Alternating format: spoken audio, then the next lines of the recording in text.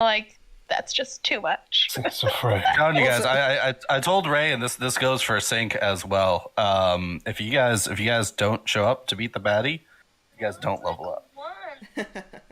Well, I'll also actually get spell slots at level 5 as a paladin. That'll make me way more effective. So Is that your level 2 spell slots?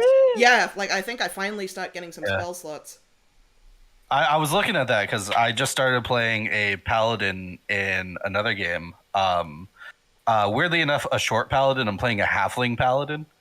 And I only did that because of the meme of a halfling paladin being able to ride a mastiff. And if you're a fighter and you take the dual wielder feat, you can use 2 lances. So basically 2d12 on the back of like a 40 foot per round moving animal that cost you like 5 gold. Wow, nice. And it is hilarious. The DM absolutely hates it, so I think I'm gonna go another way with it. Like I'm level 1 fighter, level 4 paladin, but when I get level 5, I was gonna get Fine Steed, but luckily Tasha's Cauldron actually has a system now where if you have like an animal companion, you can choose to have that as a sidekick character, as a fighter class, and actually level it up and give it health, so it doesn't die in one hit from the bad guy. Yeah, although I suppose like it doesn't matter so much when it's a spell that you can just do, but like Yeah, if it's I a understand. spell, but like if you buy like a logic. horse, Yeah. or like my character it has a wolf that he trained. Thankfully the DM let me do it, and it's like wolves have 11 HP, and my guy has like 43. If we get hit by a fireball, we're in level 5 dungeons. They do worse than that. If you get hit by a fireball, the first fireball, even if the wolf saves, he's dead. So I talked to him and I was like, hey, the only side class that doesn't need you to speak or have like opposable thumbs is the fighter sidekick character class. Can I level them up in there? And we looked at the rules; it was totally legit. So now I have a sidekick that I ride into battle. That's Nice. also 44 health. I told him, I was like, I'm literally just doing it for the health. Like you're not going to expect this character to attack because it's just my mount. Even though it can attack, and it gets like double attack at one point. Like I'm 99% sure I'm not going to do it. Right, like if Leston ever got a state, it would purely be because she needs more mobility because she's not very fast. But I don't even know if I'll Yeah. do that with her. She might be better off getting some ranged options through other means. We shall see. I mean, paladins used to be like a class that like had mounts. Like they used to have a like mount that they would like click with. I forgot the word. I'm dumbing down now. But yeah, like they used to have they would bond with it. They would have a bonded mount. And in 3.5, like their mount also gained levels and it was badass. But yeah. Anyway, Here we are. So we live? We living? yep. We're living All on right. there. Well, we're halfway through the dungeon. So I'm gonna do a quick last we left off while we delete several characters from the map. You're gone, you're gone, you're gone, you're gone, and you're gone. Do you want to, since you guys only have 3 people, do you want to just meet back up with the party and Yeah, sure. Why not? yeah, let's this like you guys are already at a heavy disadvantage. Let's not make it 30 times worse. How's it going, guys? We're doing some D&D. This is your DM Psycho Plays. That's my intro. That's what I'm doing. Yes. Cool. So last we left off, our party has fought bravely through, and you probably guessed it if you were there, more ghouls, because this dungeon is amazing. They found a pit of bones of buffalo wild chicken wings. They also heard another scary ghost lady sound. Other than that, Leston decided to explore a little bit further past the Squidward's interpretive dance cave. and made it to the second floor upon realizing that she was quickly abandoned by Thurnaga, and then made her way back instead of exploring solo. Unfortunately, we were down 2 players today, but the rule is if there's 3, let it be. So I'm going to throw on some music and let's go. What do we need? Dungeon music, dungeon music. You know what? No, I'm not going to do temple music from Legend of Zelda. Even though I want to. Graveyard sound cool. Yep, sure. Cut into it. Yeah, I'm liking this graveyard. Spooky. Give me some ghoul vibes. All right, ghoul for ghoul. So, you guys now have met up after exploring the Pit of Bones, and you all kind of stand in this what seems to be dining room with this giant 6-foot stone table with folding legs. That's weirdly like an off-white kind of marble, and it's rectangular. If I didn't mention that before.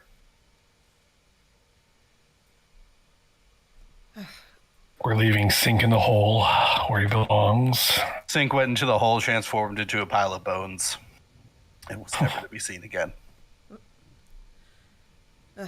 Tornaga, where'd you... What happened? Hey? Is your microphone not working? You're talking, but I'm not hearing you. Hey. What if we leave the channel, go back in? Because I'm getting the same issue. She's still having the same issue.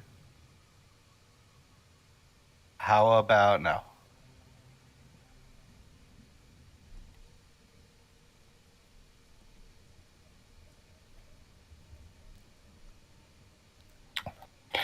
Of course, this happens right when we start. Yeah. After the 4 hours of banner we just had. Yeah, we've had Well- like comparatively few issues, considering. Yeah. Damn it! Get out of here. Other notepad. Ever seen a man say goodbye to a notepad before? Once. There we go. Just did. I'm liking this graveyard music, by the way. Very Yes. Very nice. Atmospheric. couple wolves in the background. A woo woo? No, those are ghouls. Yeah, they're just ghouls. They're just howling at the moon, howling at the chandeliers. A pack of ghouls. What do you call a pack of ghouls? I don't know, what do you call a pack of ghouls? Yeah, what do you call them? I don't know. I was actually just curious. I was wondering if you guys knew.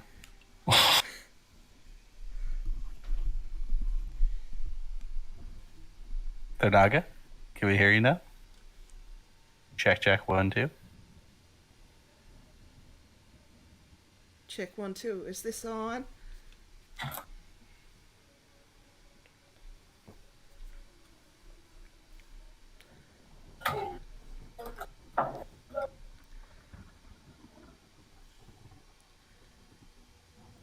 Just check your voice and video settings. Make sure you've got the right mic and Microphone.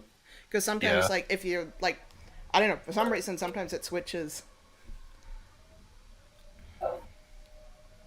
Discord likes to switch on people.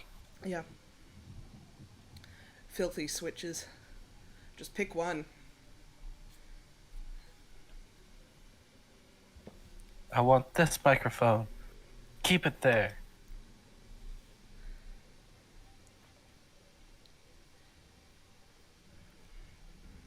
This is our best episode yet. Technical difficulties, technical difficulties, technical difficulties. This is what the people want.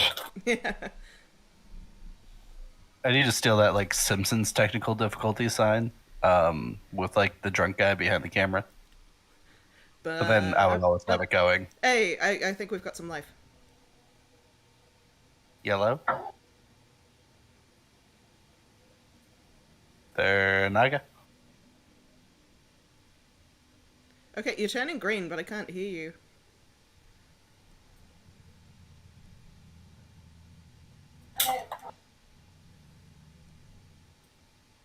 I will go over there and troubleshoot your computer.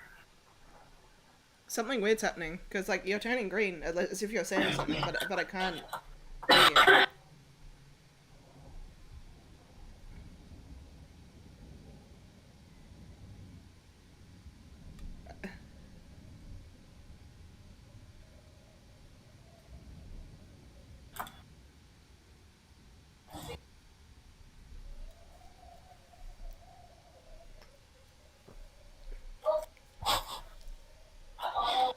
Well, she's gonna restart the computer. Hey, yeah, I hear you. Hey, Yeah. hey. For a Whatever you're second, doing, do more of that. Hello, spirits from the other side. Please respond. I heard you for a second. Are you in there? Do you still roam these halls? Please tell us how you died.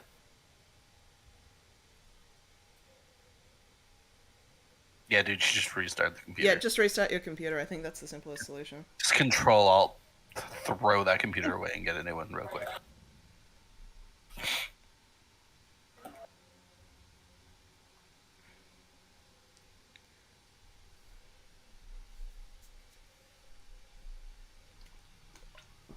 Alright. That would be a great time for a flashback, right? Yeah, it would be. Yeah, while there's nothing going on. Well, while nothing is cue going on... flashback sounds. While nothing is going on, while Thanaga is standing there, waiting for everything to load, Leston actually wants to look over to Skange, and say, Skange, I've actually been thinking, you've been crawling into all kinds of useful places, and, I was sort of thinking ever since you crossed the bridge a while back, I think you should have this. And Leston wants to give Skange the immovable rod. I think you're going to make a lot more use out of this than I have. I basically haven't used it since I got it. I think you could get up to a lot more good with this than I can. You're getting into more places than I am. Yeah, A metal stick. Yeah, she's going to give you the immovable rod. All right. Leston passes the torch. I mean, the rod. The baton.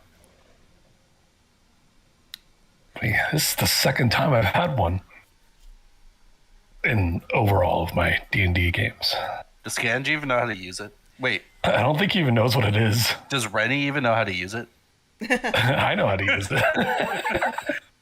You sure? Just to Remember, Delpha had one as a as his Just to make sure he knows how to use it, Leston will press the button and let go of it, and it floats where she left it.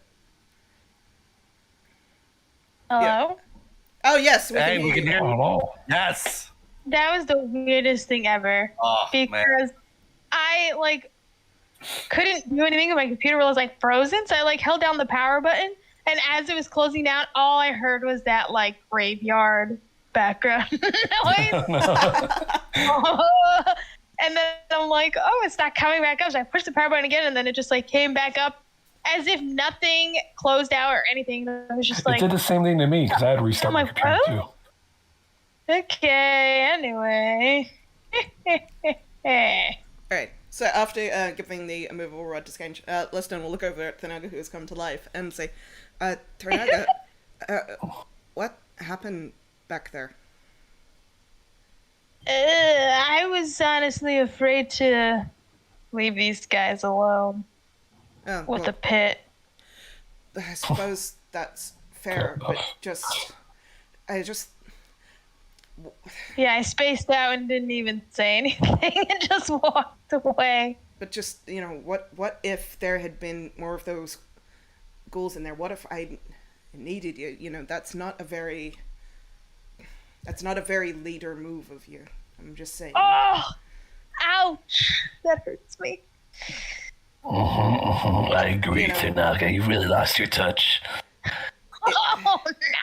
If you want all of us, this is just a bit of friendly advice to you. If you want all of us to, you know, I've been supporting you as the leader of this group since we met, because I think out of actually, no offense to everyone else, but out of everyone in this group, I think you're the only one who's got her head screwed on her shoulders right. But if you want everyone else in this group to feel the same way and support you as a leader, it's less calling yourself the leader and more just acting like it. You know what I mean?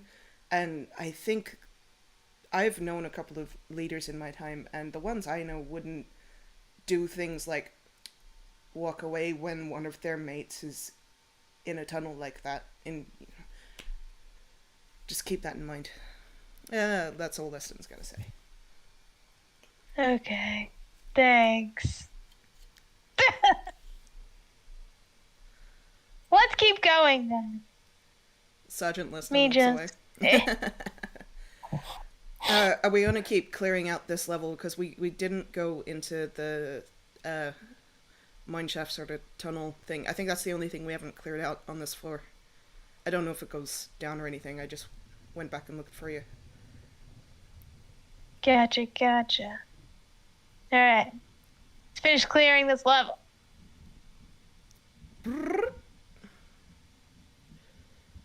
Yeah. All right. Where'd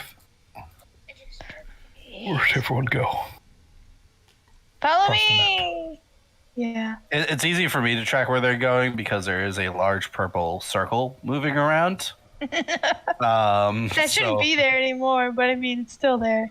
Honestly, it's really good for tracking purposes. So I'm not. I was gonna say, you can just leave it. It doesn't matter. I'm gonna kind of reveal stuff that you guys can see as you're going. That's good. I'll go first, since I can keep my shield up. Yep, go for it. I'm just moving. I'm gonna remember that I need to load the actual adventure page so I can read what these rooms are. Oh no, there's a Todd. Just since there's only 3 of us, I'm just gonna try and make as much use out of my protection fighting style as possible. So I'm just gonna guess that like anytime you guys get like into a scuffle, maybe you're already there, able to use your reaction at one point. Yeah, to... I want to be within 5 feet of both of these motherfuckers. All right, I'm just gonna hold their hands as you walk Excuse around. me? Like a badass. If I possibly can be. I mean, obviously within this tunnel, I don't think I can be, but I want to be in front of Thanaga at the very least. I'm gonna take a little bit of leniency with our small group right now, and I'm gonna say that we're able to do that. Okay, sure. You know, any Holding both our hands like any a mom. ambushes? Everybody. Yeah, any ambushes? We'll definitely say that you're able to kind of use your reaction there. That's fair. So we're kind of beaten up from the last fight as well. Yeah, I'm like, hey, I'm a little bit of a rules lawyer, but I'm not gonna be a jerk today. Today. Yay. All right, so you guys are walking down this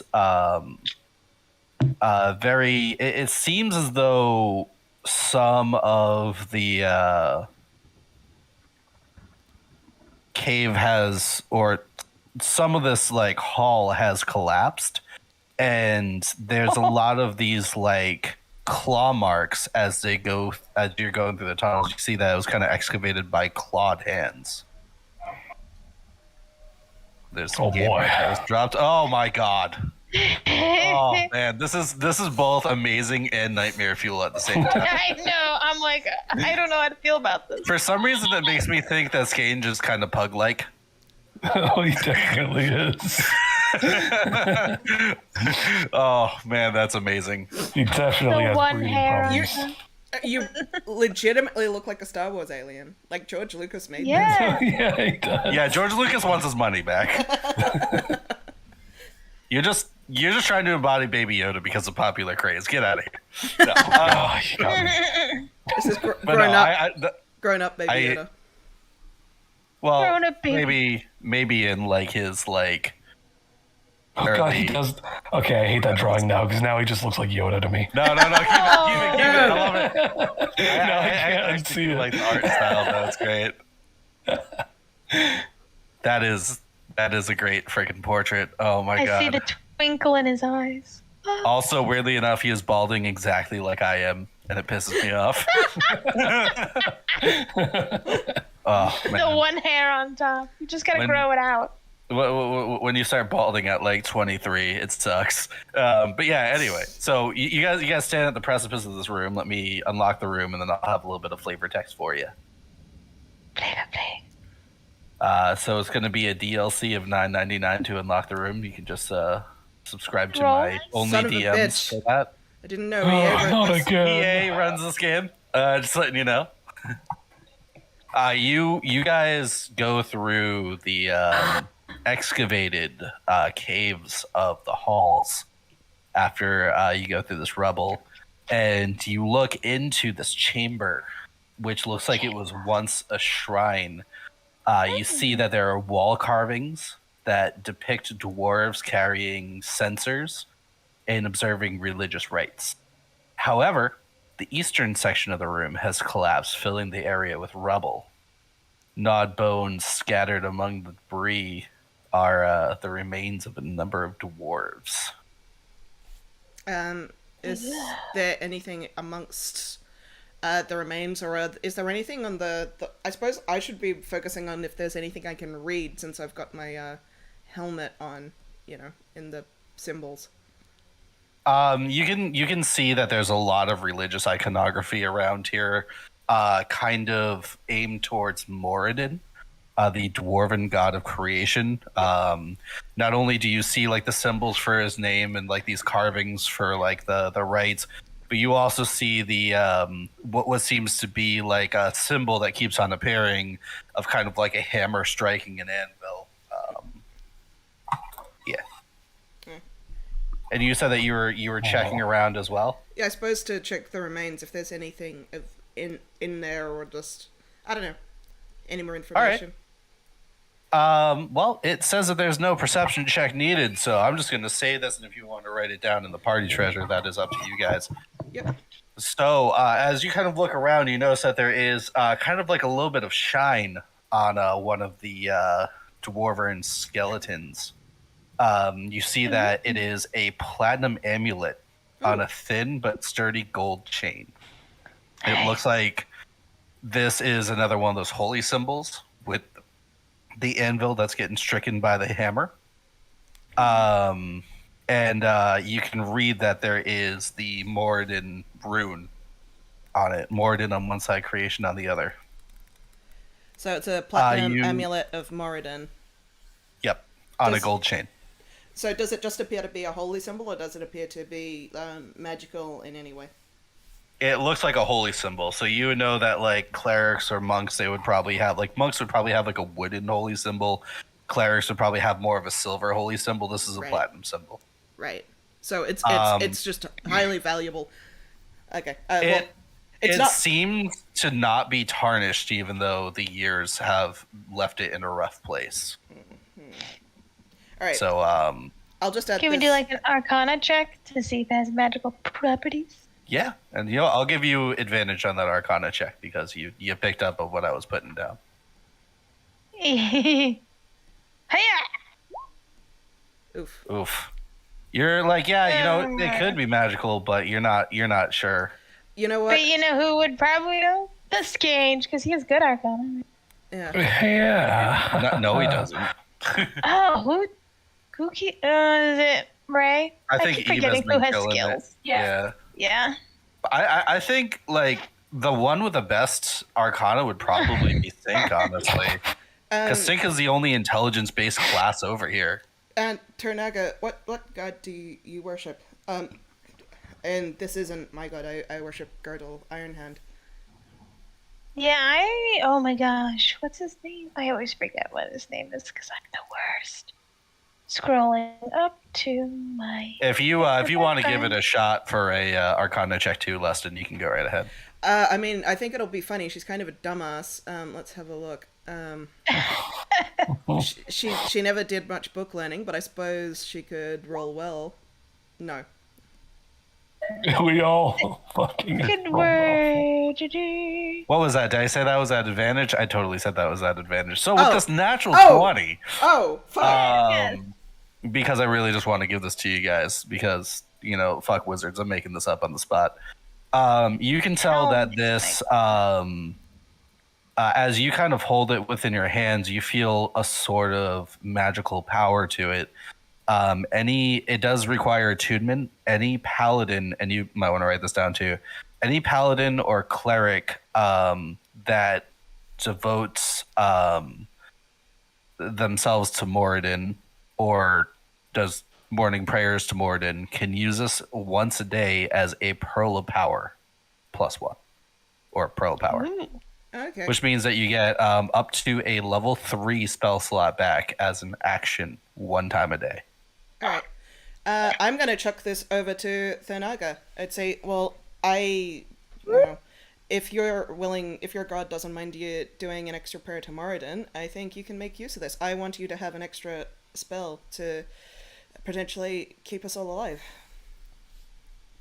Yeah, my god is Helms. I'm pretty sure he's kind of lax. He's not super. Helm's strict pretty tight with about- Moradin, as far as I know. I believe Moradin, Yeah, Helm, exactly. and let's see, Torm, and then the god of suffering. I think They're all kind of like the big three, big four. Girdle would be. Yeah, yeah. Seems like he'd be pretty tight with Moradin too. They seem actually quite similar from Yeah. their description. But like you know, I want Thanaga Yeah, to have this. they're short gods of just of creation, and you know, like they're also gods of good as well.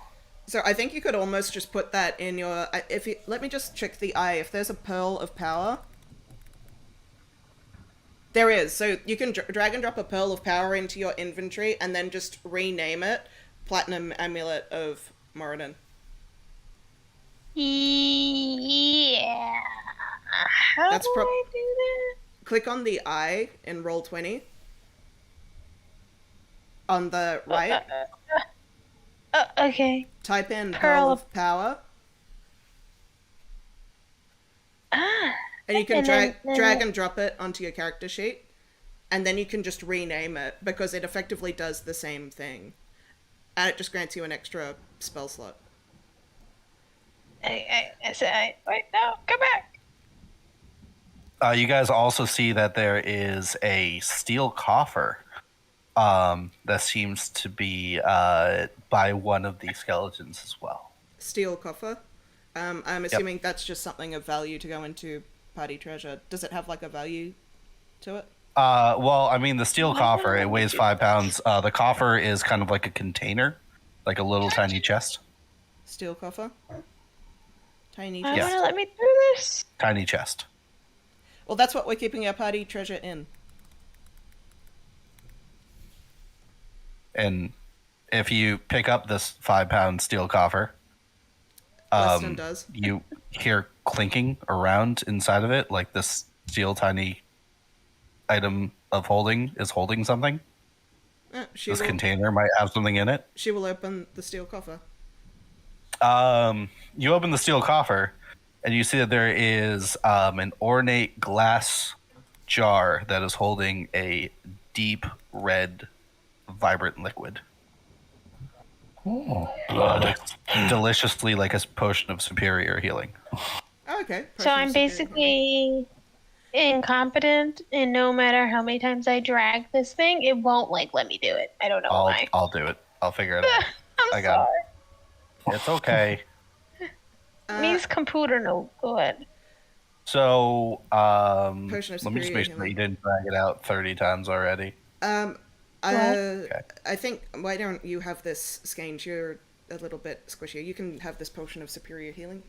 It's blood colored. I think you should have it. It's blood. Can I I just drink it? dragged it in there. Not If- right now. Well, I mean, if you need it, I don't know how hurt do you look. He looks fine. Then maybe not. Potion of superior healing? Yeah, superior healing.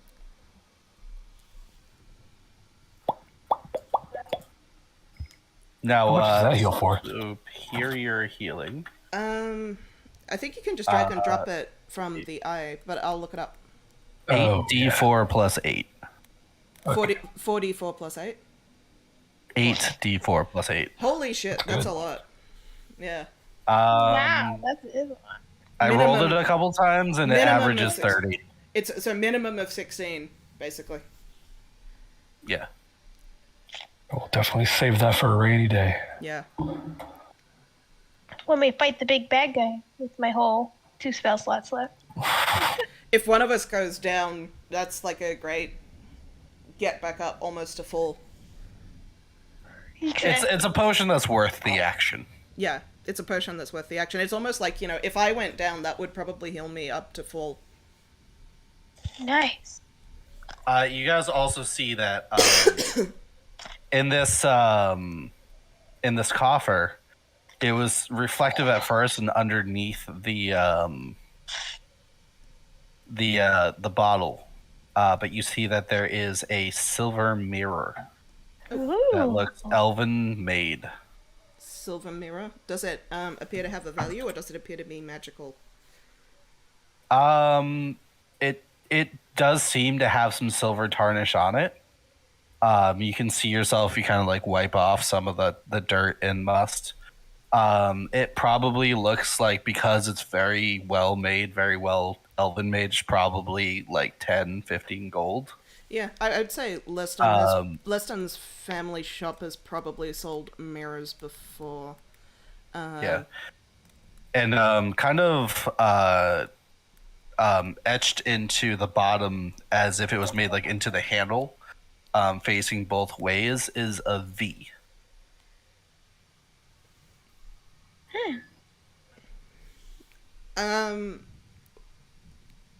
Okay. And that was V for Victor. V. With the Helm of Comprehending Languages, does that look in any way different to me? Like, as a letter of the alphabet, does it shift and appear as a different letter? Well, if you deactivate the helmet, it looks like an Elven V, but then when you like activate the helmet, it translates into a V of any like Gnomish or Common. Okay, I got it. So it is the letter V, but in Elven. Got it. Yeah. The V for equivalent. Vendetta. It's the V sound. Got it. V. Yeah. Okay. So this may have belonged to someone whose name started with V. Got it. Might have been Valerie. That's a nice name. All right, I think that's all that there is down here. Oh, there's a set of stairs going up. Oh, the tunnel I was in before. I don't know if you know, but that was a way up to the second floor. Obviously, I didn't want to go up. The problem is only someone of like mine or Skange's size could go up. I mean, I don't know. Like we could have a look around, but I don't want to leave you down here by yourself. I'd rather we all stick together. Yeah, I agree with that. I mean, unfortunately, Especially, yeah. If we had a way of like turning invisible, actually, I mean, there is one thing we could do. It might take a while, but it is probably the safest thing we could do. Skange, have you got your familiar with you? Because you could send it up through that to the second floor to have a look around and just make sure we're safe. I forgot. Judy got squashed. I no. don't have it. I need to summon him. How long, How long would would that it be? take? An hour. Yeah. An hour. Okay, maybe not then. All right, it was just a thought.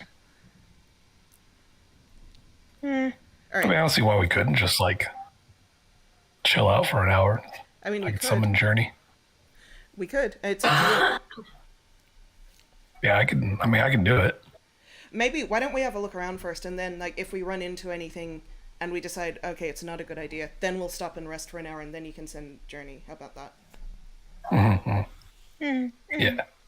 Yes, see. yes. Because I've got like if I rested for DM, this is an out of character question. If I rested for an hour, would it take away my temporary hit points, or is it only on the long rest that you lose them? That is a very handsome question. I'm gonna default to a long rest would lose them. Okay, well in that case, maybe taking an hour to short rest and sending Journey around wouldn't be the worst idea. Yeah, Yeah, I like this idea. I like this plan. Kind of like a scout ahead. that's what familiars are Okay. for. Yeah. And I think I wonder if I have any shorts left myself. I don't.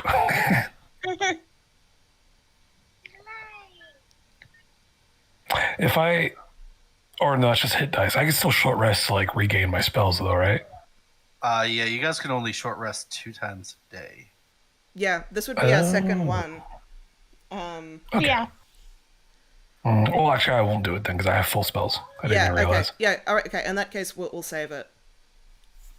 I can still just take an hour though to get Journey back. Yeah, you can take an hour and we just won't short rest. Okay, we'll do that. You can take an hour to do it. You guys will do extraneous exercise for the hour. Well, During yeah. that hour, I'm just talking to Leston like, look, I just was in a fog. I don't know what happened. I didn't mean to walk away like that. it's fine. Leston is just going to spend an hour just making stuff. Look, I mean, it's just, I've been through this before, I've been in the military. I've just got, I've seen it.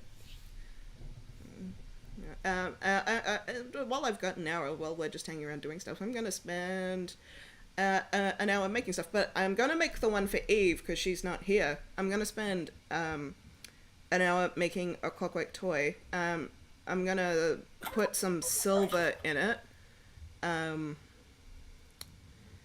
I'll waste 30 silver pieces to make the silver outer shell, and I'll use some of the materials for the clockwork devices. I'm going to make a clockwork phoenix because she said that was her favorite animal. And what were you using for this? So I've got like some of the scrap with me to make a clockwork item, but I'm throwing in some silver as well just to make it because it just has to be like a certain amount of materials. But Silver like currency? yeah, I'm throwing in some of my own silver to make the outer shell so that it's like a nice silver. Actually, I might throw in some gold as well to give some gold embellishment, like just to say where does this like come from to make it look really nice. So I've got a little clockwork phoenix for Eve. Okay. So, okay, during this hour, because everybody's doing stuff, do you remember that book I took from the Scange? That, like, scary book? No. Well, No, because literally in my inventory it says book.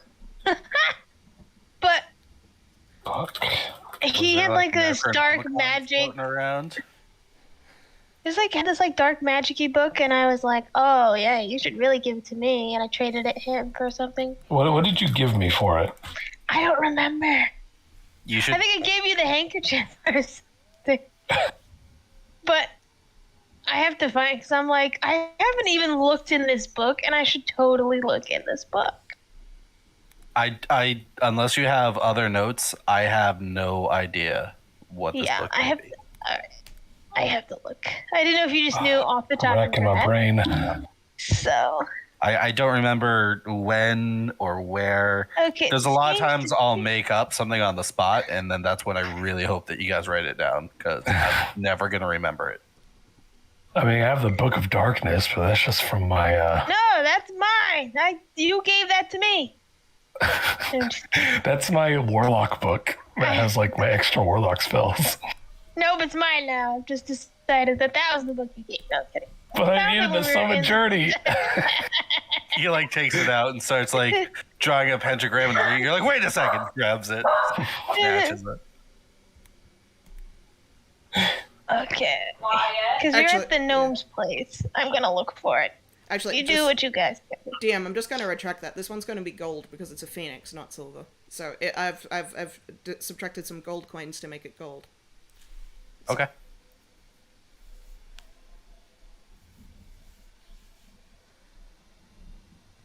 So are you telling me I look into my inventory for my book for Journey and it's not there?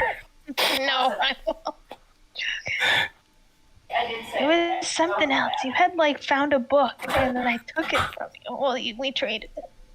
Don't worry about it right now. I'm gonna look at the notes. I think I remember this, but I don't remember what the book was because it didn't involve Same. my character. Yeah. So I sometimes try not to remember things that don't involve Leston because it's not something Maybe I she'd wrote be it in my aware of. scanned notes. I just pretend to be a smart DM, but I'm a really dumb DM. So you know, yet again, note taking's on you guys. I know. I'm like, why did I only write book in my inventory? So...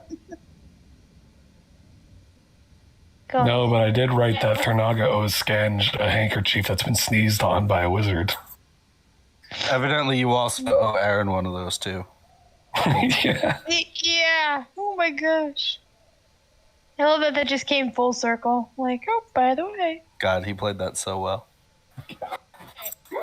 I'm gonna make Ghoul bigger while I wait for you guys to do your thing. Just let me know when you're done. Poof. We can keep going while I look at it. Not like Oh dear God. Yeah, The final boss. Hold on. Just Search for the Ghoul word squared. book. oh. All right, here we go. Okay, we found Dabbledub and Fiddlesticks arguing about how to take down the king without killing him. And to our surprise, Scange solved the gnome's problem, and they rewarded him with a book that Thanaga took from the Scange as he was trying to eat it, and just simply Yeah. works. Okay, Thanaga The gnome book. took it. Yeah, Or so it's the book from the, Yeah. it's the book that the gnomes gave them. So if need be, Steve can look back in the book and say, what's the book that the gnomes give you from Gnomengard? Found it. Right. Yeah. You know what? Inspiration to Leston. For Yeah. Yeah, inspiration to overall the Badger. You can just any game you want. Show up to a random game that's 5e and just tell the DM that another DM said that you have inspiration. Use it. I swear. So that is a spell book described as, or at least the title is Magic of Gnomengard in Common and in Gnomish. So it's like one of those like Shakespeare books where it's like Old English and then whack ass Common English. Because you know which one you want to read. So it has wizard spells in it.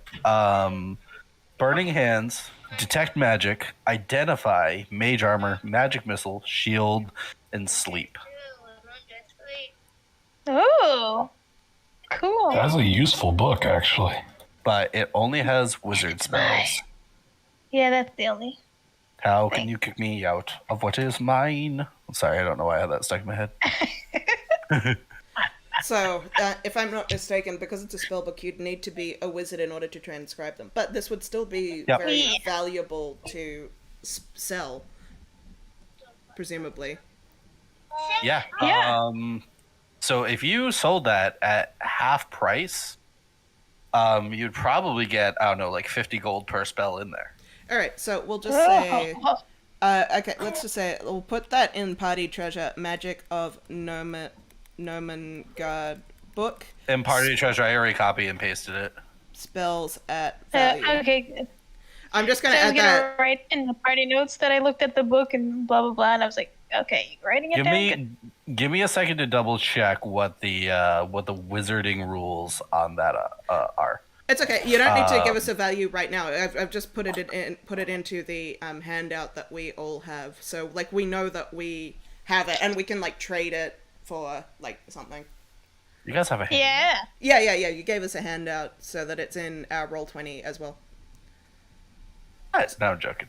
I keep a running tally of like if we ever need like a big ticket item, like okay, let's just deduct this much cash from it because like we've got like I don't know, at the moment it's only got 15 gold pieces and a spell book in it with no set value. Just a random spell book, whatever. Yeah. Let's see. Well, Okay, I'm glad I so, finally took a look for at it. Each spell is 50 GP per spell level, so they're all first level spells. Replacing a book is 10 GP, so that'd be 5. So yeah, basically each spell is worth 25 GP, and the book is worth 5. Okay, so that's how many spells is that? 1, 2, 3, 4, 5, 6, 7. So 25 times 7 is half of 350. So let's say it's like 175 plus 5 is 180 gold pieces. Nice. Sure. That's a good chunk for the party fund. Okay, so yeah. Yep, I'll add that into the party fund. Of what is mine. Now I'm gonna have to watch frickin' School of Rock after this. Jesus Christ. Yes. Such a good My movie. husband hates Jack Black. Like, What? hates him. So, because he hates Why? that whole, like, I guess, personality of, like, just him constantly singing everything. I just literally just posted a Tenacious D song, like, I know. at the I beginning know. of the session because of Aaron. I think Jesus, it's hilarious, I but miss you. Nathaniel hates it. Like, Oh, man. So good. If you ever want to and I'll be like, School of Rock, and he's like, I hate you. If you ever want to secretly watch a Jack Black movie, I got you. Just come over. I got 1 million of them downloaded. I don't need to We'll watch secretly Kung do Fu nothing. Panda. We'll watch Be Kind Rewind. The School of Rock, Tenacious D, whatever. I don't care. Right. I think I watch Tenacious D because yearly. I think it's just because Nathaniel's personality is like the complete opposite of him, that he's Yeah, I just get like, that. no. He's like, yeah, I can see that. I get that. He's I pretty. mean, like, I pull a lot of my personality from Jack Black. I love singing everything. So Do you remember where you found that mud crab? anyway, You can look it up. all right. How's that summoning going? He can't so say yeah, it. you guys summon Journey, the spider snake Snake thing. wizard. Default spider, All right, Default. but can become snake. Spider might be a good form for it right now because don't think I it'll agree. attract any attention in this ruin. Although Yeah, that's why I like spider, 'cause it's so small, it and just also hidden. fits in. Will be kind of slow though, but that's fine. We've got time. Do you want to just send it up through this door up here? Yeah. Which door? At top of the stairs. Dumbledore. I assume there's a door here. Oh, top of the stairs. Okay, gotcha. There's no door up there. I hand Journey to Thernalia. You know what to do. It skitters in your hands. Roll me a wisdom save. Why do you do this to me? Anything lower than a 5. So actually, Ah, click Actually- on the actually, button. is there a door or a trap door here? No, All right. it's just open. Oh, it's just open. Okay. I think I do pretty well with Journey. I just hate it so much. Yeah, you're Just just like- like you just like holding it away from your body, like eyes closed, like no. Exactly. Just like don't. You you open up your eyes, you realize it's not on your hand anymore, and then like you look up and you're like, when did my eyebrows get so fuzzy? And then you Oh scream no. off your face. It makes me think of like those, like on TV shows when they have like that one episode with like the tarantula that gets out of the cage, of course, and then it's like on somebody's head, and I'm like, ah! I freak out every time. But all right, I walk over to the stairs with Journey, and I'm like, go Journey. How come I have to send Journey away? This is your familiar. I mean, the thing is, you yesed and him, so I mean, like, it's really your fault here. I know. You're being a very good leader right now. Actually, Leston respects this. Yes. Yeah. I just think it's funny. All right, I send Journey on a journey. Are you going to be doing the thing where you go into this thing's senses? Yes. Okay. They're talking you to me. I'm remember like, I when can't. when a much cooler warlock did this with an owl for everything. Yeah. I mean, Anyway, that's Good what it's for. times. You gotta you send the familiar out, the familiar dies. yeah. Just be lucky that this is any other edition besides fucking 5e. Some editions you take con damage, some editions you take con damage, and then you have to roll a shock value or save or die. Some editions you can only summon a familiar once a year. Oof. Oh wow. So just be glad that we're playing the baby edition, whereas you can just summon it every hour as long as you have the 10 GP of incense. I'm just a baby. I like baby edition. Guys, play Starfinder with me. So yeah, I wasn't invited, so. Did you want to be in that game? Well, no, I'm not. I'm not gonna. We'll talk about this after the camera shuts off. You let this thing go and starts crawling up the stairs. It realizes, fuck, I'm a spider. It'd just be better if I crawl up the walls. So Skange's Good vision idea. goes sideways as Skange gets vertigo. Skange gets vertigo. Oh, no. Skange lays on the ground sideways to compensate for vertigo. he We're just bleps a playing. little bit, but he's fine. It was just a burp. It was a false alarm. But, neither of us are like, what is he doing? We're just like, yeah, whatever. It's just what he does. Yeah, He starts crawling up the side of the wall, and as he does, you kind of approach the top of the stairs that leads to this hallway, and immediately in front of you there is a door, and the hallway kind of splits into like a north and southern fashion. As you kind of look around, do you go north, west, or south? Another staircase down. North seems like a hall, and west seems like a door. Oh my god, these are so good. I know. Probably. I'm gonna look through the door really quick. The other door. The western door. But there's like no one in there, right? It's just empty. So you're gonna try to squeeze through the western door, correct? Yeah. All right, yeah. So you go through and you squeeze Just taking a through peek. the door, and let me see if I can pull up this room over here. You see that there are about 5 or 6 ghouls in this room. Oh boy. And it looks Oh, like no. there is a 2-foot diameter hole in the wall, which kind of like breaks into this weird chimney thing. And you see that like in the middle of the room there is this like stone tub that's filled with like old blood and dwarven bones. It seems to have like a faucet. Okay, I Really hoping that's a chimney hole that they said that was in there. Otherwise, wizards, what the fuck? told Journey to come back. Journey starts coming back. Is Makes it. pop out of the Journey vision, wondering why I'm on the floor. Yeah. There's like a room and full of them, and they're just up there. There's like a bathtub full of like old blood. Kind of want to get some. Oh yeah. Did you see how many?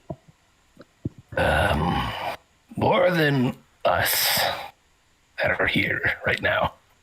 All right. Well, at least this gives us time to plan and not get jumped.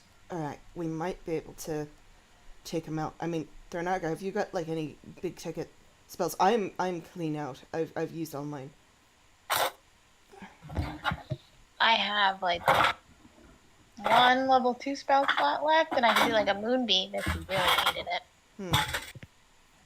I can do the fire code thing, the fire in hand, I mean, that's whatever it's good. called. That's definitely a good option.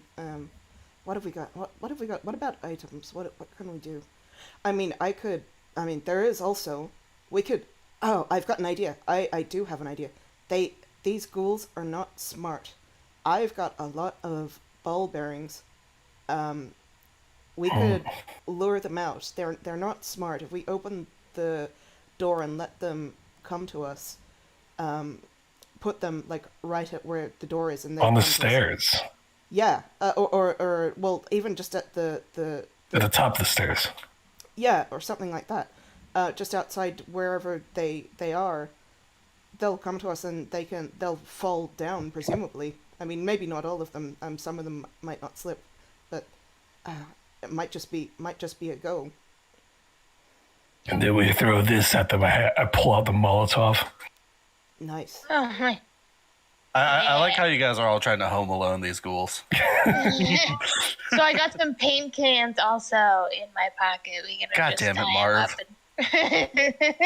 and- Sorry, DM, can I just like retroactively go back and say, like, we were trying to clear this. I noticed that there's a door here. I feel like Leston would have opened this door in this room because she was trying to clear the first level. No, story-wise, you guys are gonna have to go back. Fuck. All right. Mm. Well, okay, we'll go back later. All right. Which one? Where? I didn't see. Oh, just in the. Speaking of a dining little room. bit of out of game break, did you see this amazing fucking Leston picture that was just put over here?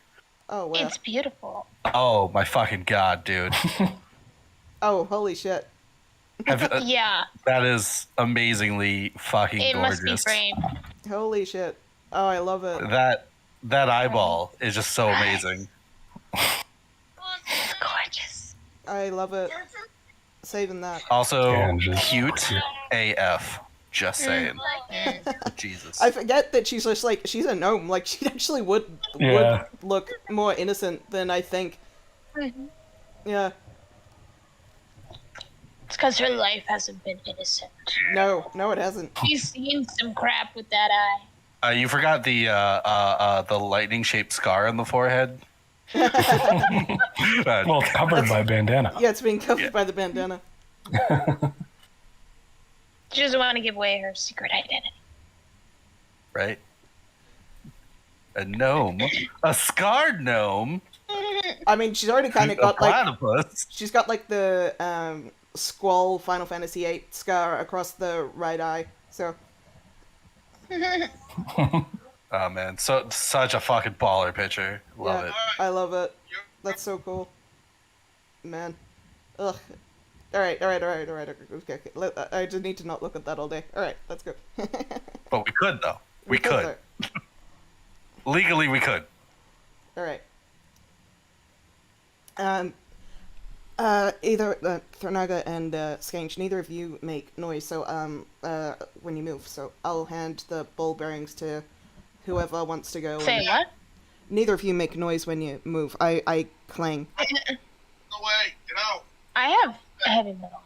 Yeah, the Yeah, stealthiest one mithril over armor. here is probably the Oh, tiny that's goblin. That's true. You have the mithril armor from Big Yeah. Al. Out. So neither of you make as much noise as I do when I move. So whoever wants to take the ball Oh. bearings and put them at the door, just, I mean, I can put them, but they'll just come rushing I think out I right actually away. have Yeah, a stealth skill, so I think Right, I have. Yeah, I have high stealth. Yeah. Right, I'll give the ball bearings to Skange. All right.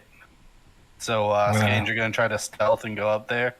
Yeah, and just quietly, I guess, spread them like near the top edge of the stairs, and like Like so sort we're of, gonna lure them I down suppose, here. covering, Well, who's going up there? Because like I see covering this sort of area.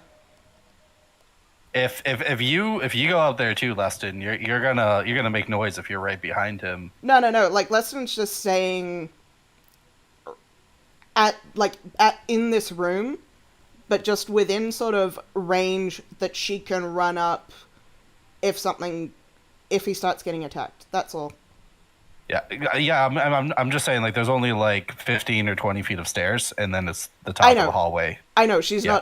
not going all the way up. She's like 30 feet away. Like, where's the end of the stairs? If it's only... Yeah, the end of the stairs is right here. Okay. And then the top of the stairs is right here. Okay, I thought it was a longer staircase than it is. In that case, Leston's staying down. Okay. Yep. Yeah. Do you want me to go up behind him? If we look at the right side of the map, that is just literally copy and paste like the staircase. So it's not an elongation of it. That's If probably this square where here is like this square here, then Leston's staying at the bottom of the stairs. Yeah. Yep. That's exactly it. Yep, got it. All right. So Scanja, I think you could be going up there. You could be rolling a stealth roll. Yep. Oh no. All right. So All you need to do is drop them. It doesn't matter if they hear you. It's fine. Scange, Yeah. you start. Move my guy in position. You start moving up the stairs, and as you kind of get up here, you peek around the corner and like you open up the bag, and some like dust kind of like falls down from the ceiling and hits your head, and you kind of let out this cough as you accidentally breathe in. You're like, ugh. I don't know, whatever fucking goblin-ass cough sounds you have. Yeah. And as you look around, you kind of like a little cautious, and you look around. You see that like nothing like comes out that door. So you start to pour down some of these bearings, and around the corner, you see this this thing come through the walls. This kind of like face that looks like bloodied and decayed, with like strips of flesh and muscle clinging to exposed bones. Coming through the walls? And this like long, just greasy strands of hair, and it looks at you and it screams. And as it does, roll me a reflex save. Oh my gosh, that's terrifying. You mean a dexterity? Dexterity save. Sorry, been playing another system. Oh no. Oh no. Oh no. Oh man.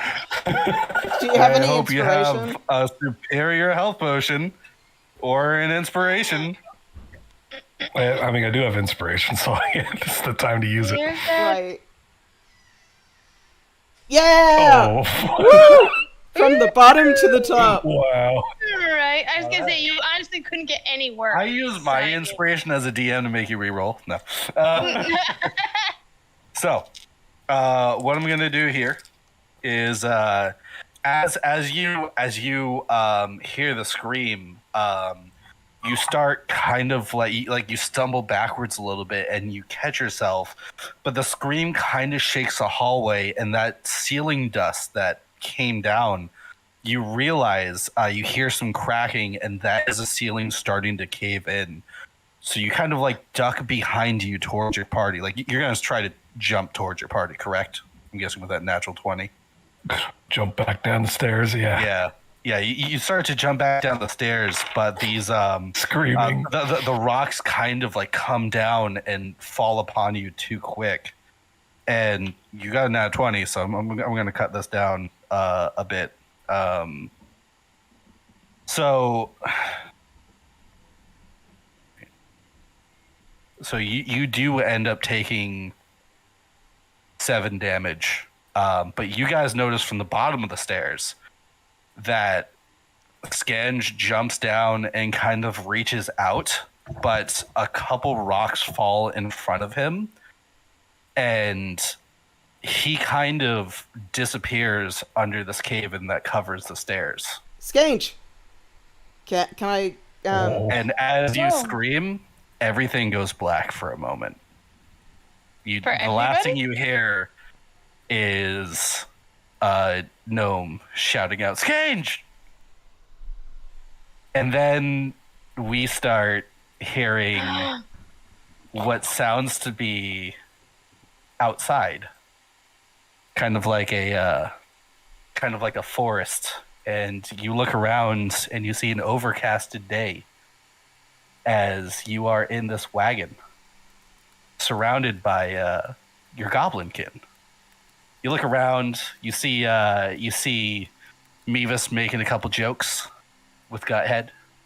And then you look to your left and you notice the despised Brian in the cart with you. And as you whisper that under your breath, he looks over and he's like, "Hello, Skange. I know we had our differences in the past, but I'm concerned about this ambush coming up," he says with a really manly voice. You are concerned? Whatever. Yes, it's just that, Skange, you are not like us. I am sure that you figured it out by now. Yes, I'm pretty big and strong. I'm small and pathetic. No, I am big and handsome and a role model for all goblins around, but that we goblins, Skange, we were born from the mud in the cave and have the essence of chaos flowing through us. It gives us Yeah, power. I know. I've heard it 1,000 times, Brian. You don't kind of rip it in. Well, Skange, I'm sure you figured out by now, but you do not hold this power. Yeah. You came from the outside, Skange. We found you one day, a lone young goblin. We took you in when I was the child keeper, and you never developed powers like the other. Either way, I think you should hold back from the ambush by the cart. I'll tell Shmungulon that you did a great job with helping us out. Brian, you're just trying to make it seem like I can't do anything. It's the first time I've been out of Goblin Cave. He kind of grabs you a little bit, kind of like that little eat grab, like everyone else has so far, except it's not out of malice, not out of being mad at you, but more trying to stop you from yourself. He's like, "Skange, I don't want to see you die. I will come back from the pit, but you won't. And you're a great member to the cave. We can't lose you." Whatever, Brian. I guess fine. I'll be careful. As you guys are saying this, the cart stops, and you guys approach a set of bushes, dampening sounds of chanting and screeching. Sounds as though a fight is definitely going on through this brush. It seems intense from the sound of magic and some sort of kicking and hitting, rather than martial weapons. Mevis kind of looks over at Guthead. He's like, "Yeah, you ready to score?" He's like, "Yeah, always." And Brian takes one more concerned look at you, and he kind of just gives you a nod towards the cart, as you can hear more shouting in common from behind this brush. He looks away from you, and he gives the others a nod as well. And at once, they all kind of pull their weapons and rush through. And Skinge, as you're not going to listen to Brian. Brian's the worst. Of course You're gonna not. make a name for yourself. So you also follow through the brush, probably about a couple seconds afterwards, not really waiting too long. And as soon as you do, some heavy shaped object, probably shaped like a body, flies at you, and it hits you just like these rocks, and you lose consciousness. This ends the story of Skange. Yes. You kind of look up and you see this light shining through from like a torch or something, and you realize that you're covered in dust. Your bones ache. You're in a very enclosed space. You're trying to breathe. You hear the shouts of Leston and Thurnaga moving and pulling heavy rocks as they kind of clink behind you, and you pass out again.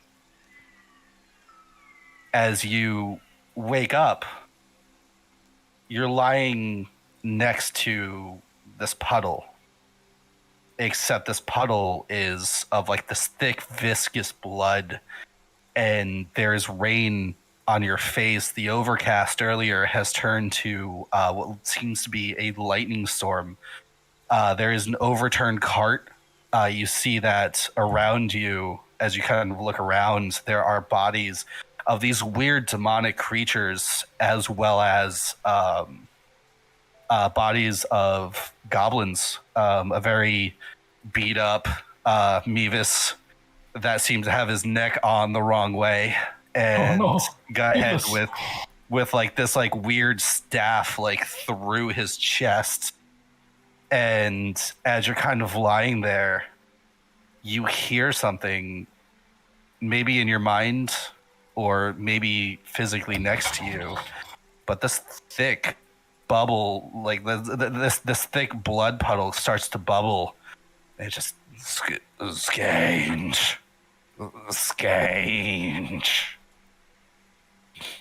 Oh. It seems to like move over and encompass you, and it's like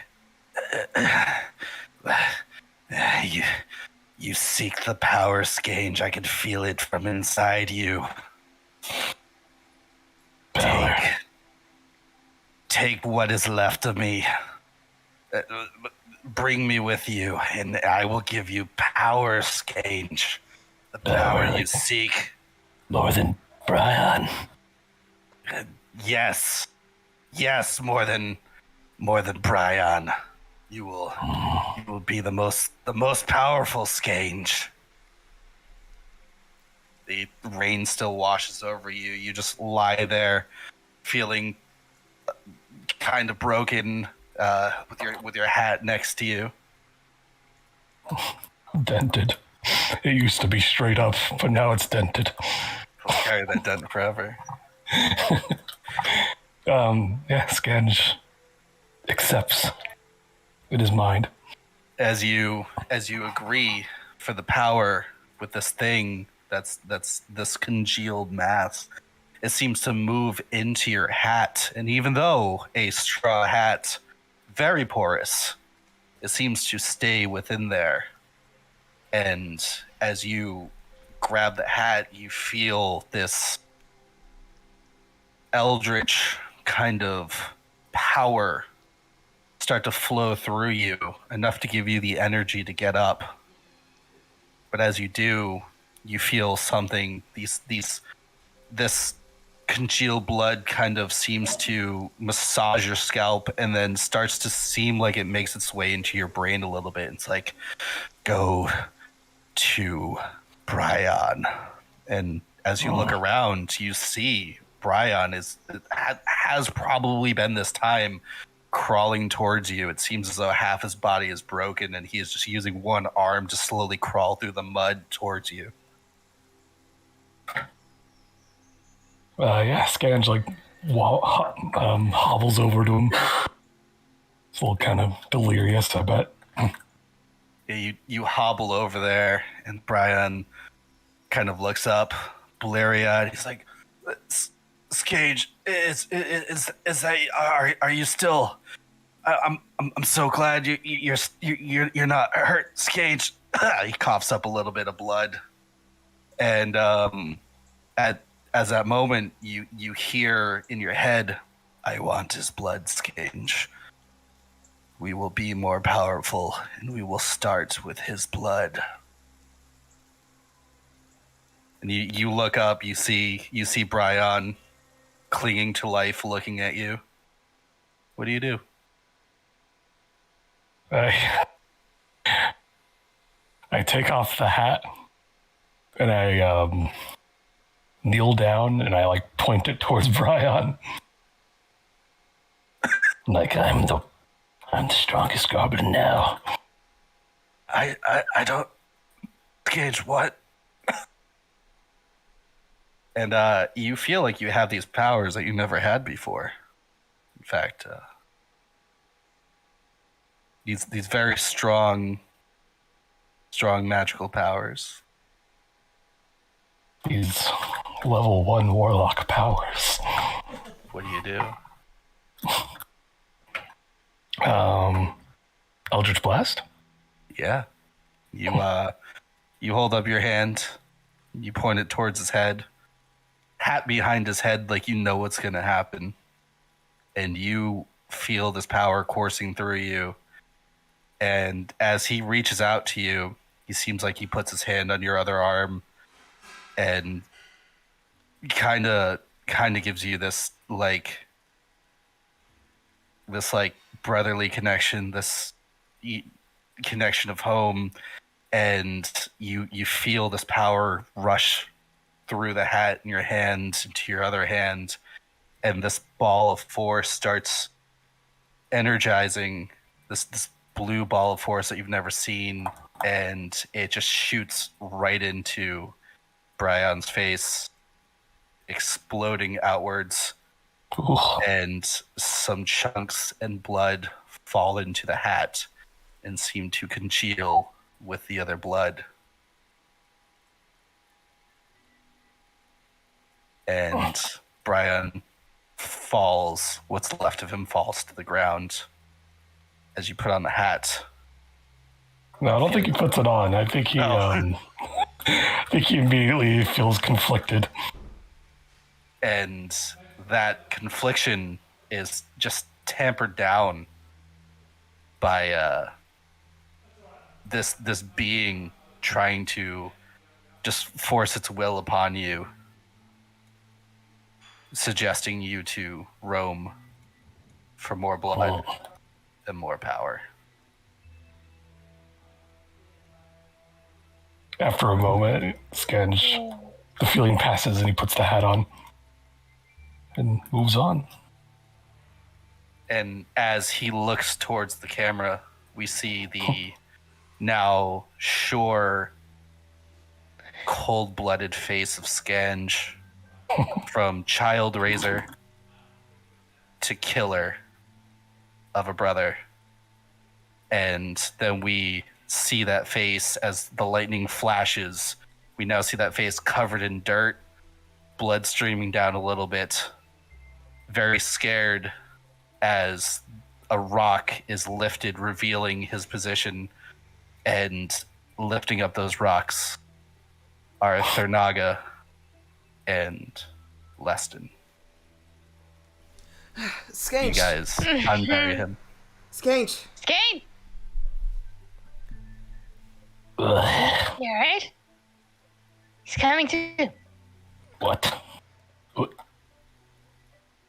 Ah, Skenge looks happened? a little confused. Are you alright? some rocks fell on My me. head. Ah, he's alright. Good. Leston gives him a clap on the shoulder when he talks. I think he's alright. The stairs are now seemingly blocked off by heavier rocks. Luckily, he had the agility to move, where a lot of the lighter ones covered him. Still heavy, but the heavier ones seem to be blocking more upwards towards the stairs, cutting off your path to this hallway. Alright, I guess we can't go up this way now. We should backtrack. Yep. There are definitely other ways up. We did miss that Yeah. door in the dining room, and we know that there are stairs up back that way. Maybe we should backtrack. Yeah, I agree. Backtrack. Ah, But you're okay, Skange? Yeah. Okay. What happened? How did all this just come crashing down anyway? I don't know, it just reminded me of something. Like what?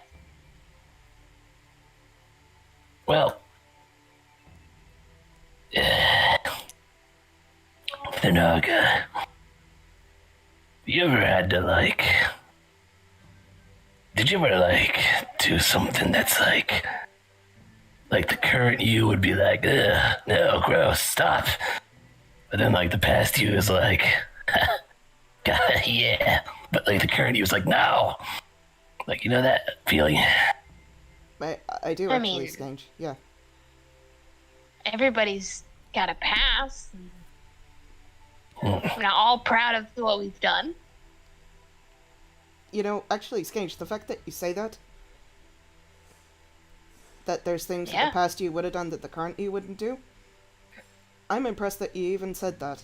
It shows you're making a lot of progress. Good on you. Well, I am kind of supremely intelligent. Yes, you are. Clearly. We just, we've been so blinded that you just showing us a glimpse of that is like, oh my goodness, he was right all along. Yes. But I think it is reassuring to hear that. I got you, buddy. Pat on the head. And before you guys leave that room, Gange, as you look back one more time at the pile of rubble, you just hear in your head that same lightning sound from that night. And just that voice, just progress for more power. The blood.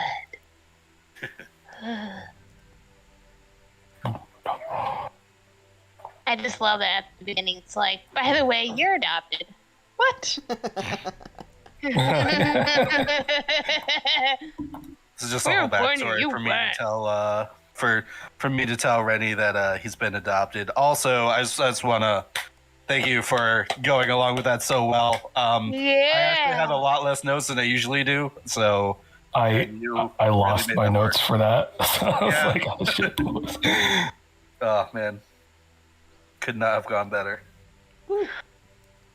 Yo, your backstory is like I've- legit. I've been waiting for Skange backstory for so long. I've been waiting for this flashback. Yeah. You guys don't even know how much I Me wanted too. to. I'm like, oh my I gosh, knew it you was killed gonna off happen this Brian? dungeon, but it just like I was trying to find the right moment, and then when like you guys were thinking Yeah, about that was going up fucking there, I was like, oh wait, I can cave in, and they want to stealth. He's the only one with stealth right now. Oh my god! Perfect moment.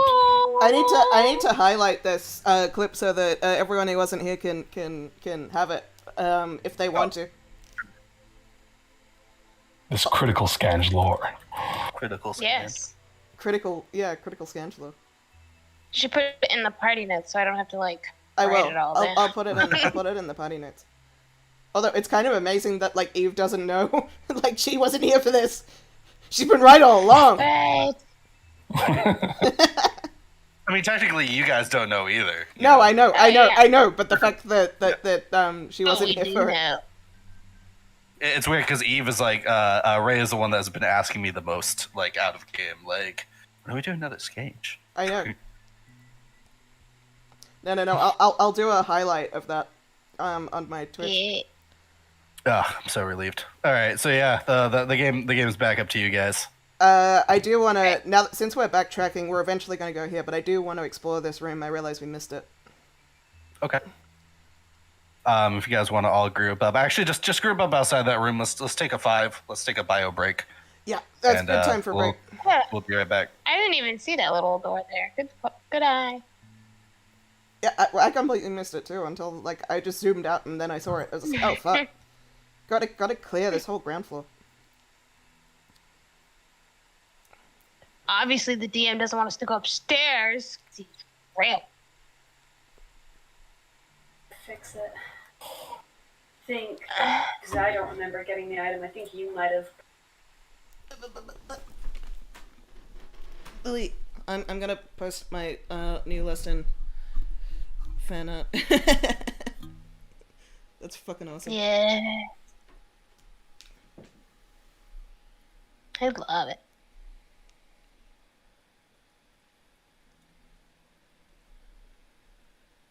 Ugh.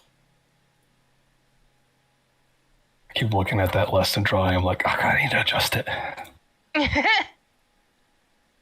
So what do you think is the hardest thing for you to draw, like facial wise? Like, is it eyes or is it facial like the features? nose? Yeah, I can't draw. Probably noses. I hate drawing noses. You know, it's so Really? impressive. It's so impressive to me as someone who like cannot draw at all that like people can draw characters and make them look so different. Like in theory, I understand how it works, but then like to actually see it and like that you don't just Yeah. wind up drawing people who look identical is just like how which part is this? Yeah, that is a difficult thing because it's really easy to just like draw the same facial feature over and over again. Just learn how to do that, Right. and I still have trouble with that sometimes. Now I'm just like pushing facial features a little bit here. Well, it's legit. So.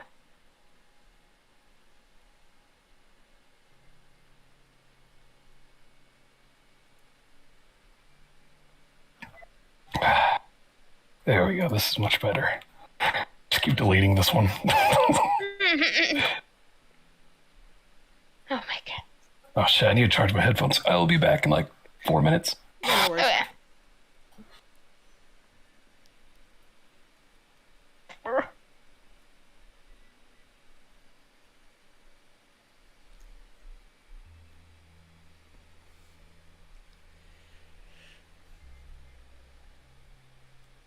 Such a weight has been lifted off my chest since able to finally get Scanda's story out. But do you know what this means? Now you have to go into everyone's third flashbacks. Because you've I done all do, the second yeah. ones. I already have one planned. I think someone already knows about that. Cough, cough. Yeah. Yeah. Not giving anything away though. Me looking around. Is it me? I mean, I've practically like written mine. I don't know if you're gonna end up using what I've like written. Like that's the thing about this. Like I don't know if we're gonna end up using like what we think it is, or if it's gonna be completely different because you're a troll. I mean, 'Cause you're a to be fair, like I have my own agenda, but I like what you guys are doing, so like I really try to work out a middle ground with you guys, which is why I usually like talk to you guys for a little while beforehand to make sure that I can get some stuff right and a little bit of give and take. But just remember, third flashbacks. I'm gonna make at least 3 of you cry, I'm so like looking forward to it. legit tears. I feel like it's not. But well, I know. Like I'm at least expecting that it's gonna be the worst moment in Leston's life.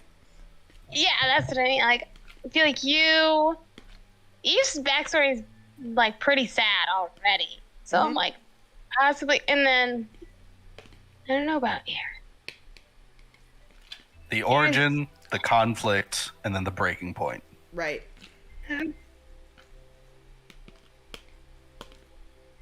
Although one of you isn't going to get a third backstory.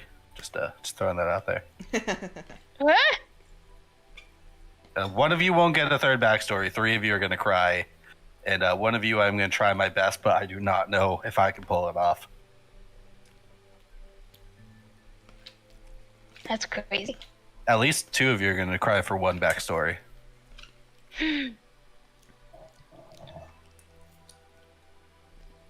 I'm like 100% intrigued now.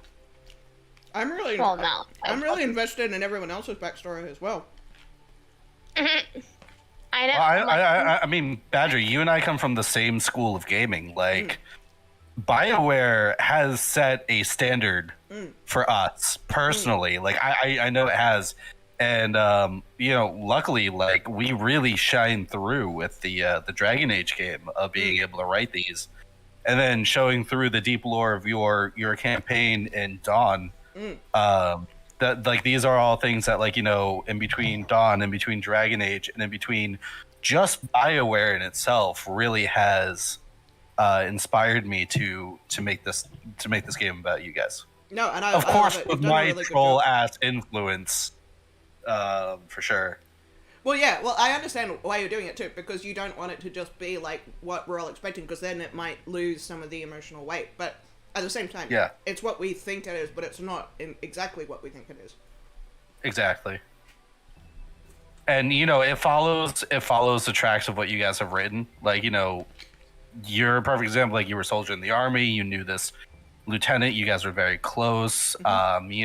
We saw in the last flashback that like you looked out and you saw that it was the start of you guys in a bad position against an army tenfold bigger than what your squad was. Like, you lay down all these tracks. I just try to throw in a little bit of intrigue here and there to make it happen. Yeah, you actually made that. You got there, but in a different way than I was expecting. Like, you spent a lot more time with me fighting with the group I was training. I thought it would just be like really quickly, just like, oh, I'm just training with these people, and they're like, much younger than me. But you spent like a lot more time focusing on how I fought with them. I wasn't expecting you to do it in that way, but it's the same flashback. You just did it differently than what I was expecting. And like the thing is, like, you would think that like everybody else would be into your flashback because they've never heard the story before, and like you would be the one that's like, like, okay, yeah, this is how it goes, this is how it goes. But I really want it to be like, where you guys are excited about your flashbacks because it's still kind of a new story for you guys too. Like, it's still like, yeah, familiar curves around these stories, but like you guys are just as excited because you, along with everybody else, are getting new and fun information. And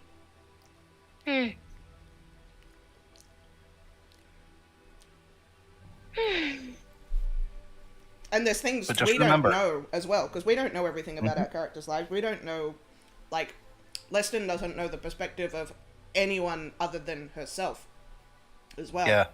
Yeah. She knows what she saw. What she saw. Yeah.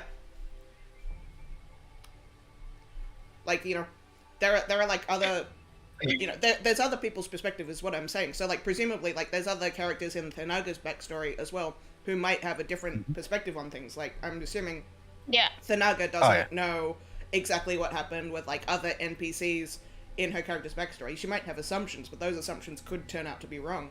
And it's the same thing with Leston. Yeah. It's that's something, the perspective is really something that's definitely going to be coming up in Eve's backstory. Yeah, that'll be interesting. I want to know a lot about Eve's backstory. I find Eve a very interesting character. Yeah, and you guys have all really good, interesting characters. An orc trying to strive in a human and elf world, trying to make their way as a respected guard. A gnome that has a leadership position in an army that evidently treated her like a pawn. The goblin that was surrounded by powerful, chaotic magic goblins that never got his powers. The boy without the fairy storyline. The necromancer that finally found their power, and it was at the loss of a close friend, and just not being able to talk to anybody about it, isolated. And then the orphan that had these powers was ostracized, called a freak, and being brought into a dojo that respected, trained, and really celebrated that, but made him an assassin. And turns out like using him and gaslighting and tricking him, really taking advantage of his sort of naivety. Yeah, no, we've all got you really guys interesting all have characters. interesting. Yep.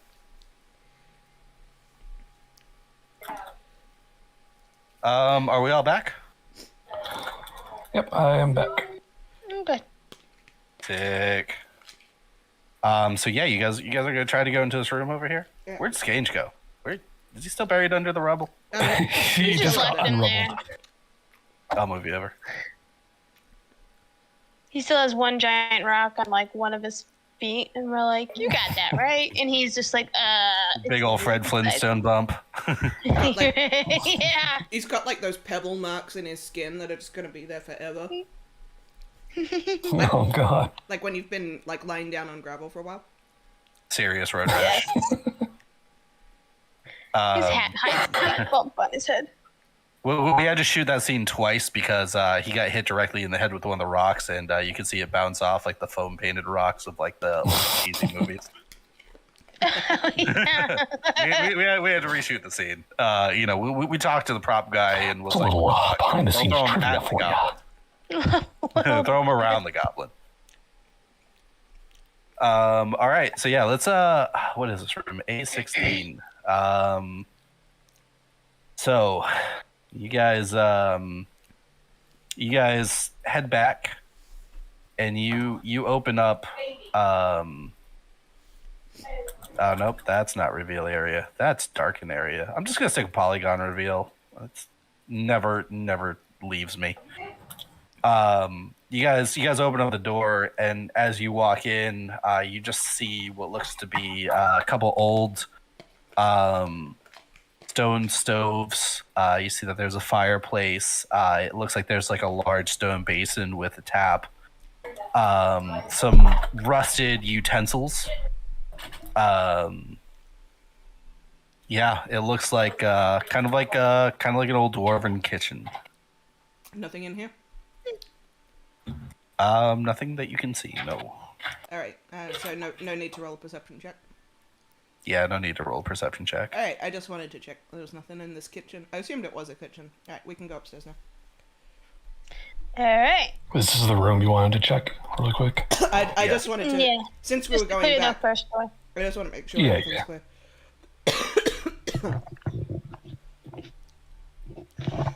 Let's try these stairs then. Do we want to send Journey up these stairs and Scouty? We might as well. It was handy to All right, Journey. ghouls ahead of time. Yeah, I was gonna say, especially because that last room had a bunch of ghouls in it. I don't want to be like, oh, this stairs won't have ghouls up here. I also don't particularly want to walk into a ballista again. That was not fun. Let me tell you that. You don't? Yeah, so you get to the base of these stairs. You see it goes up and it turns, and then it goes up another 15 feet. Okay. Just a question. Upwards. Skange did manage to pull ball bearings out here, right? Yes. Should we mark that area? Or is it just we Uh, remember that there's ball bearings there? I'm really hoping that you don't. I already That way you can forgot trip. that we put them there. But since you remembered it, I'll draw They it. are in the party notes. I put down Nice. that we put down ball bearings, so You'll label it in I don't know, a nice gray maybe. Not that gray will show up well over here. Yeah, gray looks like shit over here. Gray Just gonna looks mark so it in like black. gray. Yeah, so these stairs, yeah, again, they're 1 for 1. So once you guys walk on these stairs, if you go over to the right map, you can just put your character down over there. And these stairs are 1 for 1. You guys are actually kind of in the open area It's right like now. the The stairs. same spot. Yep. Oh, if it's the same set of stairs, we can just continue with our plan. Just put more ball bearings down. And There just, we go. I have you guys at the bottom of the stairs now. Oh, I was gonna say, where did my person just go? Yeah. We can just Just continue. continue with the plan over Continue here. with our plan. Put more ball bearings down, lure them out, make them fall down, and then stabby. Now, how many uses does It's a this thing of ball bearings have? It's 1,000 ball bearings. How much area do you think 1,000 ball bearings covers? It's a lot. Depends on the size of the ball bearings. Yeah, the size of normal ball bearings. It's a lot. I'm just gonna look this up on see if anybody has any thoughts on it.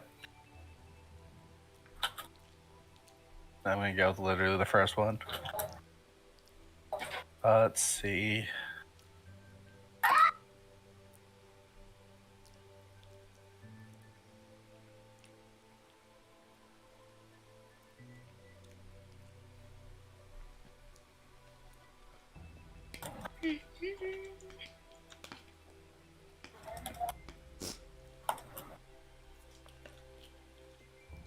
Okay, so first one I said was a quarter for 5 foot by 5 foot square. Yeah, that sounds about right. So I'm gonna go with that.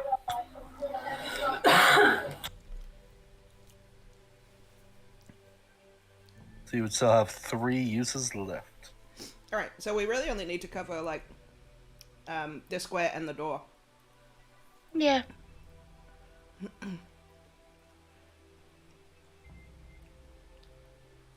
So do we want to go up on this ledge here and wait, or do we want to stay down here? I think staying down here is okay. I want to get within range that I could run up if Skange gets attacked.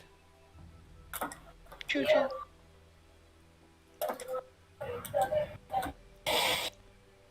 Skage. So, Perfect. wait. Just pour out the rest of the ball bearings here and at the door so that if I they see. run out, they fall over. And we're gonna like lure them out, have them fall over, and Gotcha. Okay, yeah, I'll do that. Do I need to roll stealth? Yeah, because you still don't want to like. have them run out. Actually, as you guys walk up here. I mean, you can still pour them out. It's fine. It doesn't really matter. We're just trying to have them all slip over. Yeah. Yeah. I actually need to change this up here because as you guys come up here, you notice that the door is open. Oh, okay. Never mind. Retract They're the gone. plan. Track the plan. And Scange, you get a little bit of a flashback as you remember that wall where that face grew out of. Oh my god, I already forgot about that. Another flashback. No, just kidding. As you walk up these stairs, we flash back to 30 minutes ago when you walked up these stairs. Guys, The flashback to the flashback. Lesson's It's gonna, just a montage episode of like a sitcom. Lesson's gonna hold her hand axe ready to throw with some range this time. Oh, with your fancy new axe! I can't wait to see you use this thing. Be legit. Yeah, just keep some range now that we've got like spellcasters here. So I don't have to fucking abandon you guys.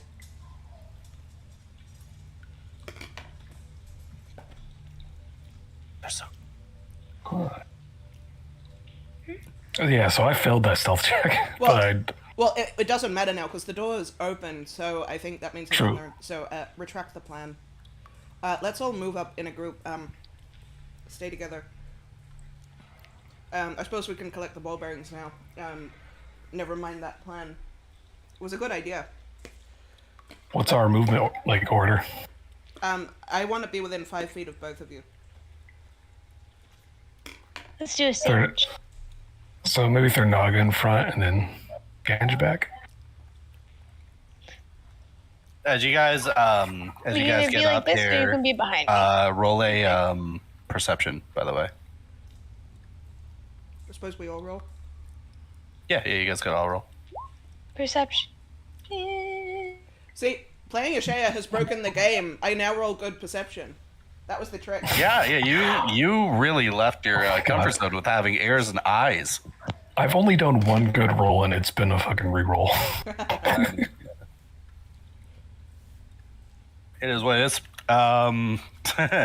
So you guys get up to the top of the stairs and you start making your way past this open door to kind of scoop up some of these ball bearings. Leston, you hear a bit of crying coming from down the hall. These light sobs. She will signal for them to stop and say, "I think we've startled the witch." All right. And there's just this. You hear this elven word, kind of like this whisper through the airs, through the air, and it seems to be translated just to remember. All right. Be careful. There's something overhead. There's something crying. Just move carefully. We can recap these ball bearings. I do have dark vision. I should be able to see. I see everything in the dark. Just Yeah. All right. Twilight Cleric. Half orc. Shut up. Yeah, you can see that there is a bend as well as a corner. Okay. If you guys look into the room over to the west, Yep. they actually. Oh, okay. That's what I did. Look at me messing up the game. Yeah, you guys see that kind of like bathroom with the tub of the old blood and bones, and that big faucet basin. Do we want to check this room out real quick or keep Yeah. going? Yeah, we should check it out while we're here. I'm going to assume that the ball bearings are now picked up. Yep. No, we all comically slip and fall on them. Whoa, how are you? Who left those here? You guys go into the room and there's just this stillness. You see fresh footprints of these kind of like monstrous, wet, sloppy footprints around here, and a couple bones, marrow crumbs kind of around where they went. It looks like they busted out the door to the east over here, and then kind of like turned up north. Yeah. Okay. Right, so Well, this place isn't creepy at all. you're right. What's the plan? Slow and steady. Yeah. What's this over here? This door? Is this a door or is it a window?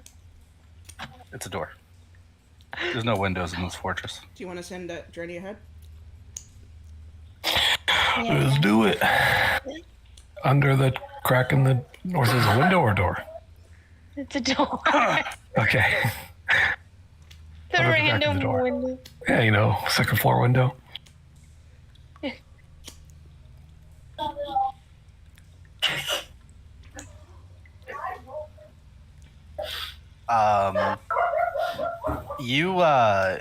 You still hear this crying, Leston, and it seems to kind of affect you. And you feel a little bit weird. You've been hearing this crying ever since you've been up here. And just do me a favor and roll me an intelligence save. Oh man, this is gonna be funny because I am dumb. Okay. Oh, holy shit! I did well. Whoa! You feel this dread initially wash over you, and you just get this feeling like you're gonna die. Oh no! It's like Goodness. it's this like feeling where like you don't think that like you're initially in danger right now, but you feel the mortality just creep over with you, and Existential dude. you're in, yeah, exactly. It's like existential death just slowly creep over. And then you kind of like shake it off. And you're like, no, I'm a strong adventurer. I have my party with me, my friends with me. We've so far struck down everything in our path. I'm freaking Leston Woodsprite. And then you kind of just brush it away. You guys might even see her kind of like do this like inner monologue, trying to brush it out. Nothing kills me except for me. All right, let's go. Nothing kills me except for me. Nobody Like kills my friends but me. I've been playing a lot of Borderlands lately. Is there anything in this room Good old like claptrap. other than the blood? You see that there is like this large faucet spout that kind of leads to the bloody tub, and you see that there is this kind of like pile of bones in there, and another basin. It looks like there is like a hole in the side of the wall that kind of leads to like a little bit of an opening. But if you pass by it, you can see that there's soot-covered walls, maybe like a cracked open wall to like a chimney or something. Does this seem like ceremonial in nature? No, it seems like a quite a large bath. Probably a little like if it was less old and covered in blood and bones, maybe like noble-ish. Okay. Definitely dwarven. And if are you guys inspecting any of the the tub? Yeah, I'd like to. Like I was feel wondering, like I was it's wondering kind of if this looked freaky. like some sort of like ritual, like demon ritual or something. It definitely seems to be like a gather spot for ghouls. You see that sticking out of the bones, this like large rusted metal pipe with like a large spigot on it. That seems to still be attached to the pipe. All right. You actually do see like a drip of water actually hanging from the pipe too. All right. Should we keep going? Is Journey gonna keep scouting? Or are we just going? I don't see why not. I mean, if it's on... We didn't see what's on the other end of the hallway. Yeah, let's Might as just well check down there. let's have Journey at least just clear the hallway. Yeah.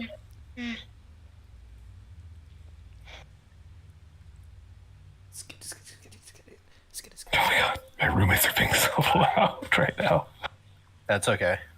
Tell him to shut up. So are you sending Journey out into the hallway? Mm-hmm. Okay. I'm going to assume that Journey also has dark vision. You can see that there is a couple. It seems like to the north there's some arrow slits.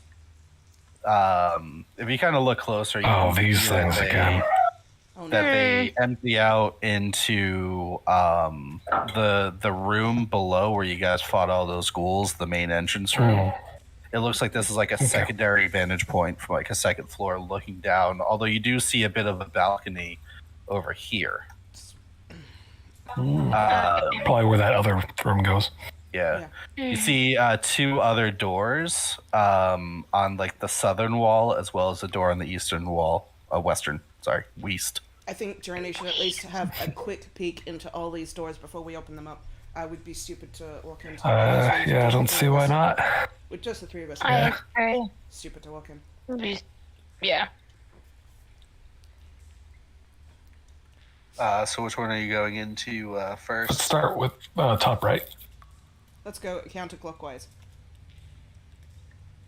So wait, the top right one first. This one right here. Let's Yeah. go zigzag. Yeah, you I just wanted to have that quick.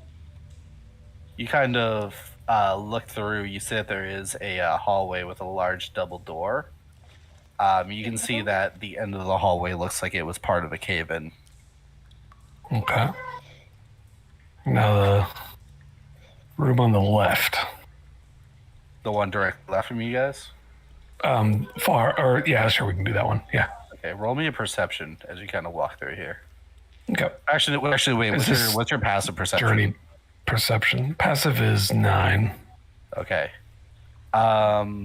Journey walks kind of like through the people of this room, and as you do,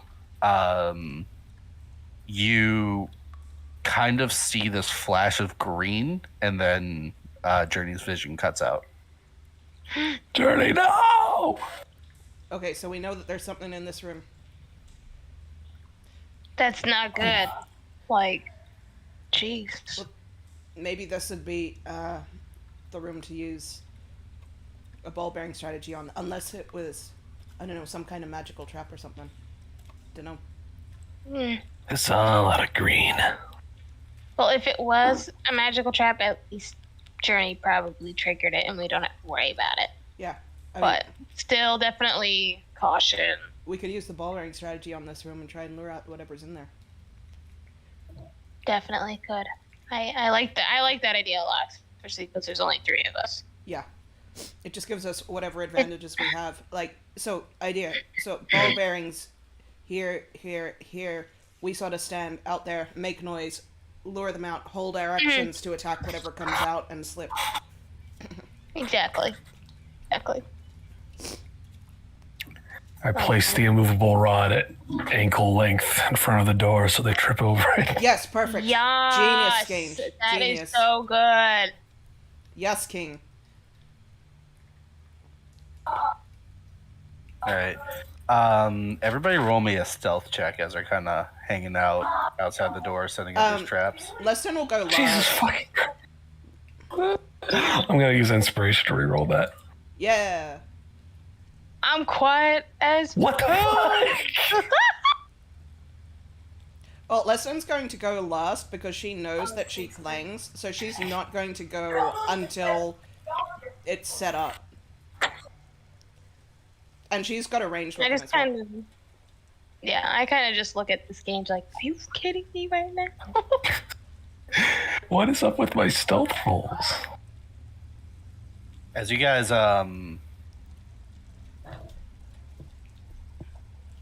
kind of file up out into the hallway, you kind of make a little bit of noise, but you do set down your Traps.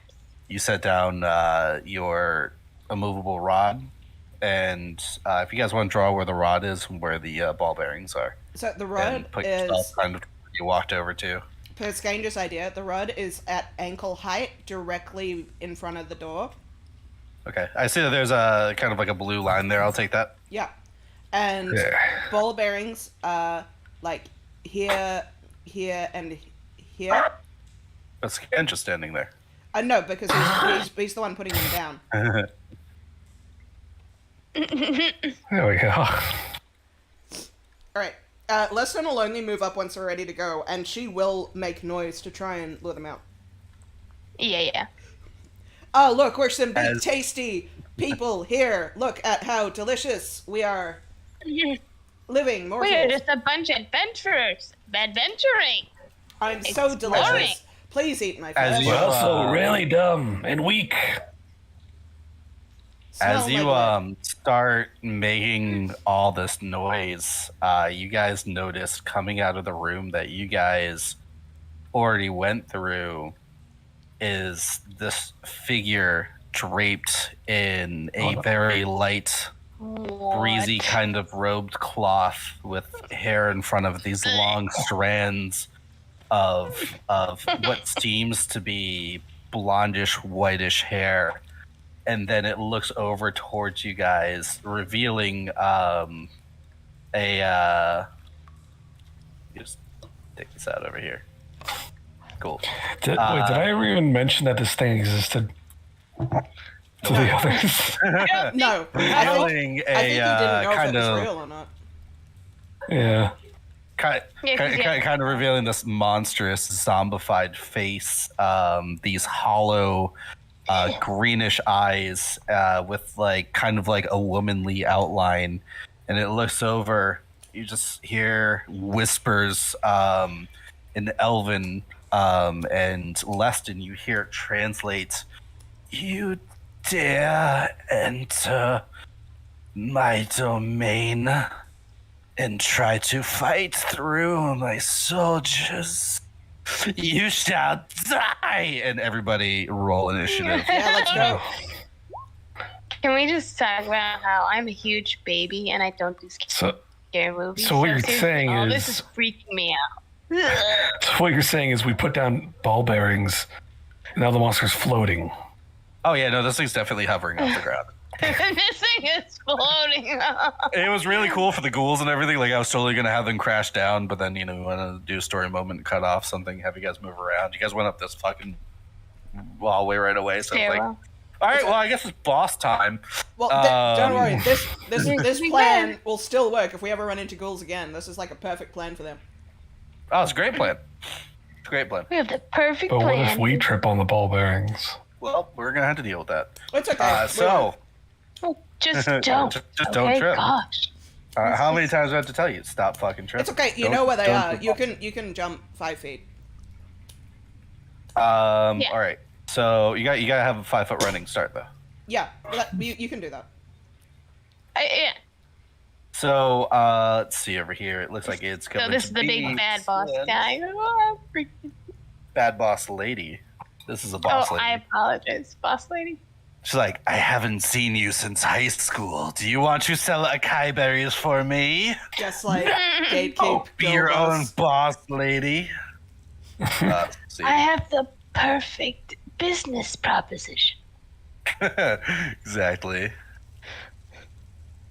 While we're setting this up, yet again, amazing art on Thurnaga over here. Oh, let's go. Goodness. Hot drop. Yes. Yes. My God, I love the kind of like black and white oil painting look, like kind of like this like charcoal kind of oilish painting. Yeah. I don't know how to describe it because I'm not an artist, but Do this you is know? amazing. Do you know who she reminds me of in this? What's her name? Videl from Dragon Ball Z.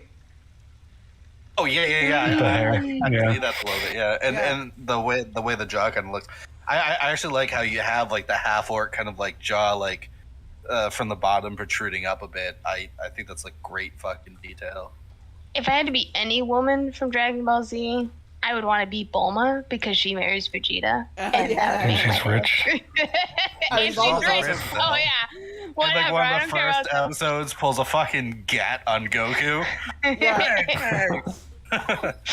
mean, Bulma's I love the awesome. original Dragon Ball. It's so good. I mean, Bulma survived Namek. Good. Give this woman some credit. Right. Bulma survived so much. Yeah. Rip to her Japanese voice actor. Yeah. Aw, that's so sad. All right, so so we're gonna start this off. Skange, you are not as shocked as the other two party members because you've seen this before. So you Skange start. just goes, oh yeah, that's ready. it. It is your turn. It was real. You're not my real father. Wait. No, Luke. I'm a doctor. I'm adopted.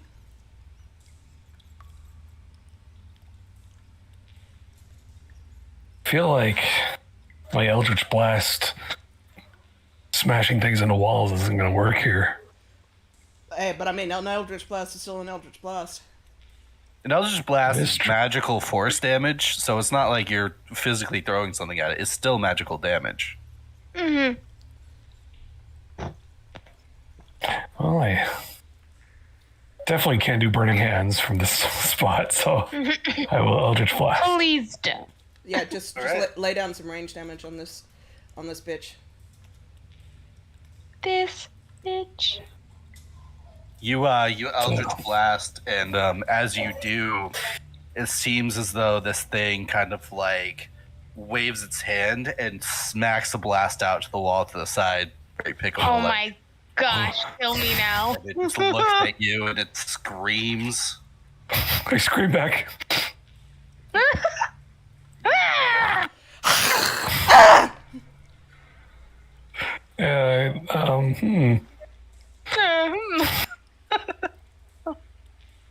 Oh no. What?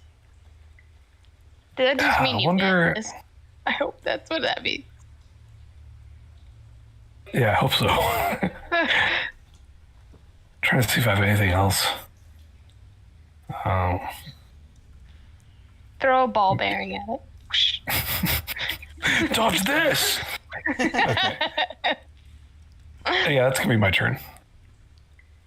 All right. So this thing kind of floats back a little bit and points its finger back over at Skange, and you see this green beam of an and just goes, "Are you spying on me?" And misses. And God. it points over at Thurnaga in front and also lets out another one of these rays. It misses. Good start to this. Not rolling above I'm a 5. absolutely terrified. Leston, you are up. Hold on. I have a question. Do +1 weapons do +1 to attack and damage rolls? Yeah. All right, that should be. I don't know why it didn't add in. There we go. It should be. Hold on. The next +1. It should be flat. Magic bonus +1. The damage should be plus strength +1. Thank you. Alright, now what's the range on this? 20 plus 60. Alright. Regular throwing axe range. +1, so it's 21 and 61 feet. No, I'm joking. Alright. Eh. Okay, I'm gonna use my magic weapon because it's I think magical weapons will possibly do more damage. Alright, I'm gonna move 10 feet closer so that I'm within 20 feet. Sorry. Nice. Perfect. Let's see if this new weapon works. I'm gonna throw my hand axe +1 of returning. Hope this hits. New weapon! Yeah, 18. Does an 18 hit? An 18 definitely hits. Yes, but she flicks it away like it's nothing. You throw this axe and it cuts like it cuts part of this this creature, and you see like a black ichor run down as the axe now falls to the floor, and it just screams at you. And the axe whoop, magically returns to Leston's hand because it's an axe of returning. Oh hell yeah! I forgot about that. So before it hits the cinematic. ground, it appears right back in your hand. Hell yeah. But it's a pen this time, and you're like, what? No, I'm just kidding. This time it's a sock from Alright. the laundry. No. Okay, as a bonus action. Now, I don't know. Does this work on spells? Is the question. I don't know, but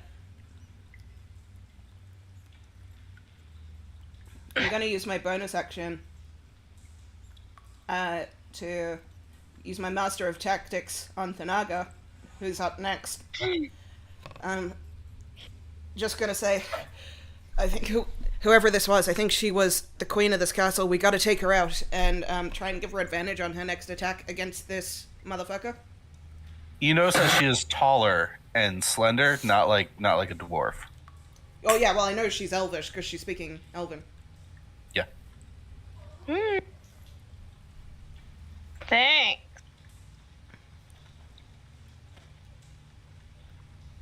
Is it my turn? Thurnaga, you're up.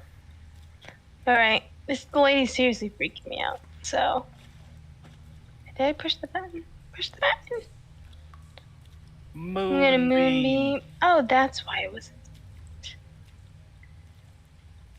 All right, so you Yes, it is a are. level 2 thing. Blah, blah, blah, right there. Right on top of it. So they're gonna make a Constitution saving throw, and it's a 5-foot diameter. So it's gonna take up 4 squares 5-foot radius. if you center it. Yeah, Yes. 5 foot radius. Yeah. So, So I want it to be like, if I had to pick, I'd want some in front of her. So if she moves forward, So she'd like still you would be say in it. like this. Yeah. Okay. So yeah, you drop down a moonbeam. She rolls a 18. So she takes half damage. Yeah, because my Wait. is only 12. Is she a shape changer? Well, you're gonna see something in a second, but please roll that radiant Because damage. if she's a Alright. shape changer, then she makes a saving throw with disadvantage. Oh, me. All right, so that is going to be 2 damage rounded down, but that's going to stay there. So -2. Nice. You guys can't see what I can see. Nice. No, we cannot. Yeah, she kind of screams, and as you do, this moonbeam kind of reveals a weird thing. She seems to flash in between this like beautiful, noble-looking elf that you saw in that flashback as you entered the throne room, and then like back and forth in between that and like this like disgusting wraith of a creature, and it screams out. Oh my god, I love it. So much art this stream. So good. The long faces are great. I enjoy the Hello, many boobs on TV it. I like how you order them by height. Um, I'm surprised that I'm taller than Skange. I didn't assume that Leston was taller than Skange. yeah, I kind of assumed that. I'll be honest. I think Skange is a little shorter. Well, Leston few just inches. radiates tall energy. Oh yeah, big dome energy. All right, so it's going to bring us back up to the top of the round. This is Skange, you're up. I'm gonna try to carefully walk over these ball bearings. So you're going to have to make me a dexterity save, I believe. Let me double. Ball bearings actually physically have a save number. They do. Let's see, DC 10 dexterity save or fall prone. Come on, my one good roll. Let's go. Oh my god.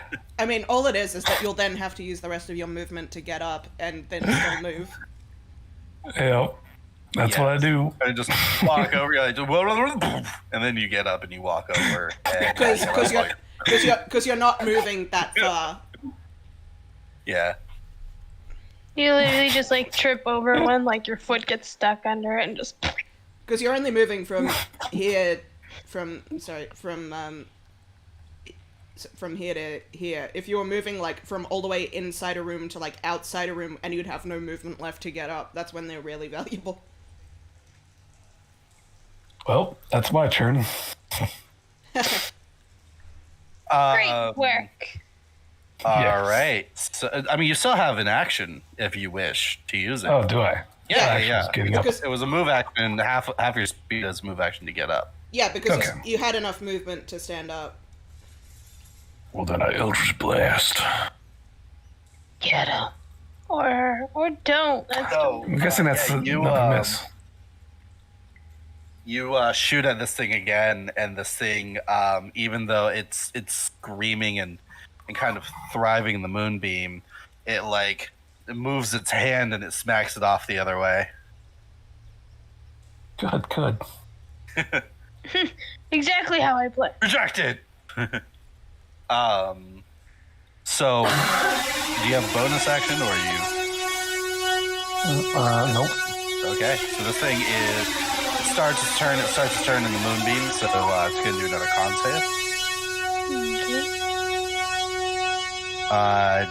Definitely makes it. But can you roll me up some half damage? Me? Moonbeam. Me. It's like Oh, right, damage. This thing points over at Thurnaga, Not me. Why would it want me? and it seemingly lets out this cry, and as it does, it chills you to the bone. I need you to make an intelligence saving throw. Oh gosh. Intelligence. Why are we all so Hopefully stupid? Right?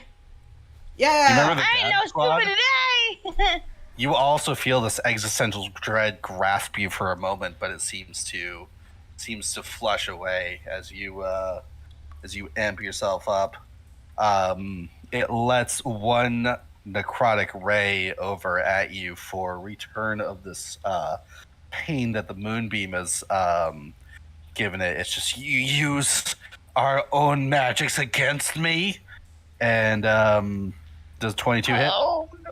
Yeah. All right, where am I rolling? Finally hit with this. Okay. You're rolling a d4. Sure. -2. Sure. You take. Add anything to that? 7 damage. Ow. That's gonna be necrotic damage. Okay. Oh, I still have my temporary hit points. I'm so happy. And this thing is going to move through a wall. No. Oops. There we go. Which wall did it go through? It moved through This way? this wall up here. This one. Should I make a Constitution save? Because Moonbeam is concentration. Yes, you have to make a concentration save of at least 10. Yeah, you can. Yeah. All right, yeah, it's still up. Okay. Good. So, yeah, this thing has moved. I would say it is now. Who the hell is next in initiative think it's order? me. Is that Leston? Leston. Oh, Right. last. Um, Keep forgetting. I'm gonna move back within 5 feet of both my allies here. I'm gonna hold my attack to if I see fuckface. I'm gonna hold my hand axe to throw it at her. And I'm gonna use my bonus action on Skange, and say, look, I think if you can just land your Eldritch Blast, I think it'll do quite a bit of damage to her, and try and give him advantage on his next attack roll.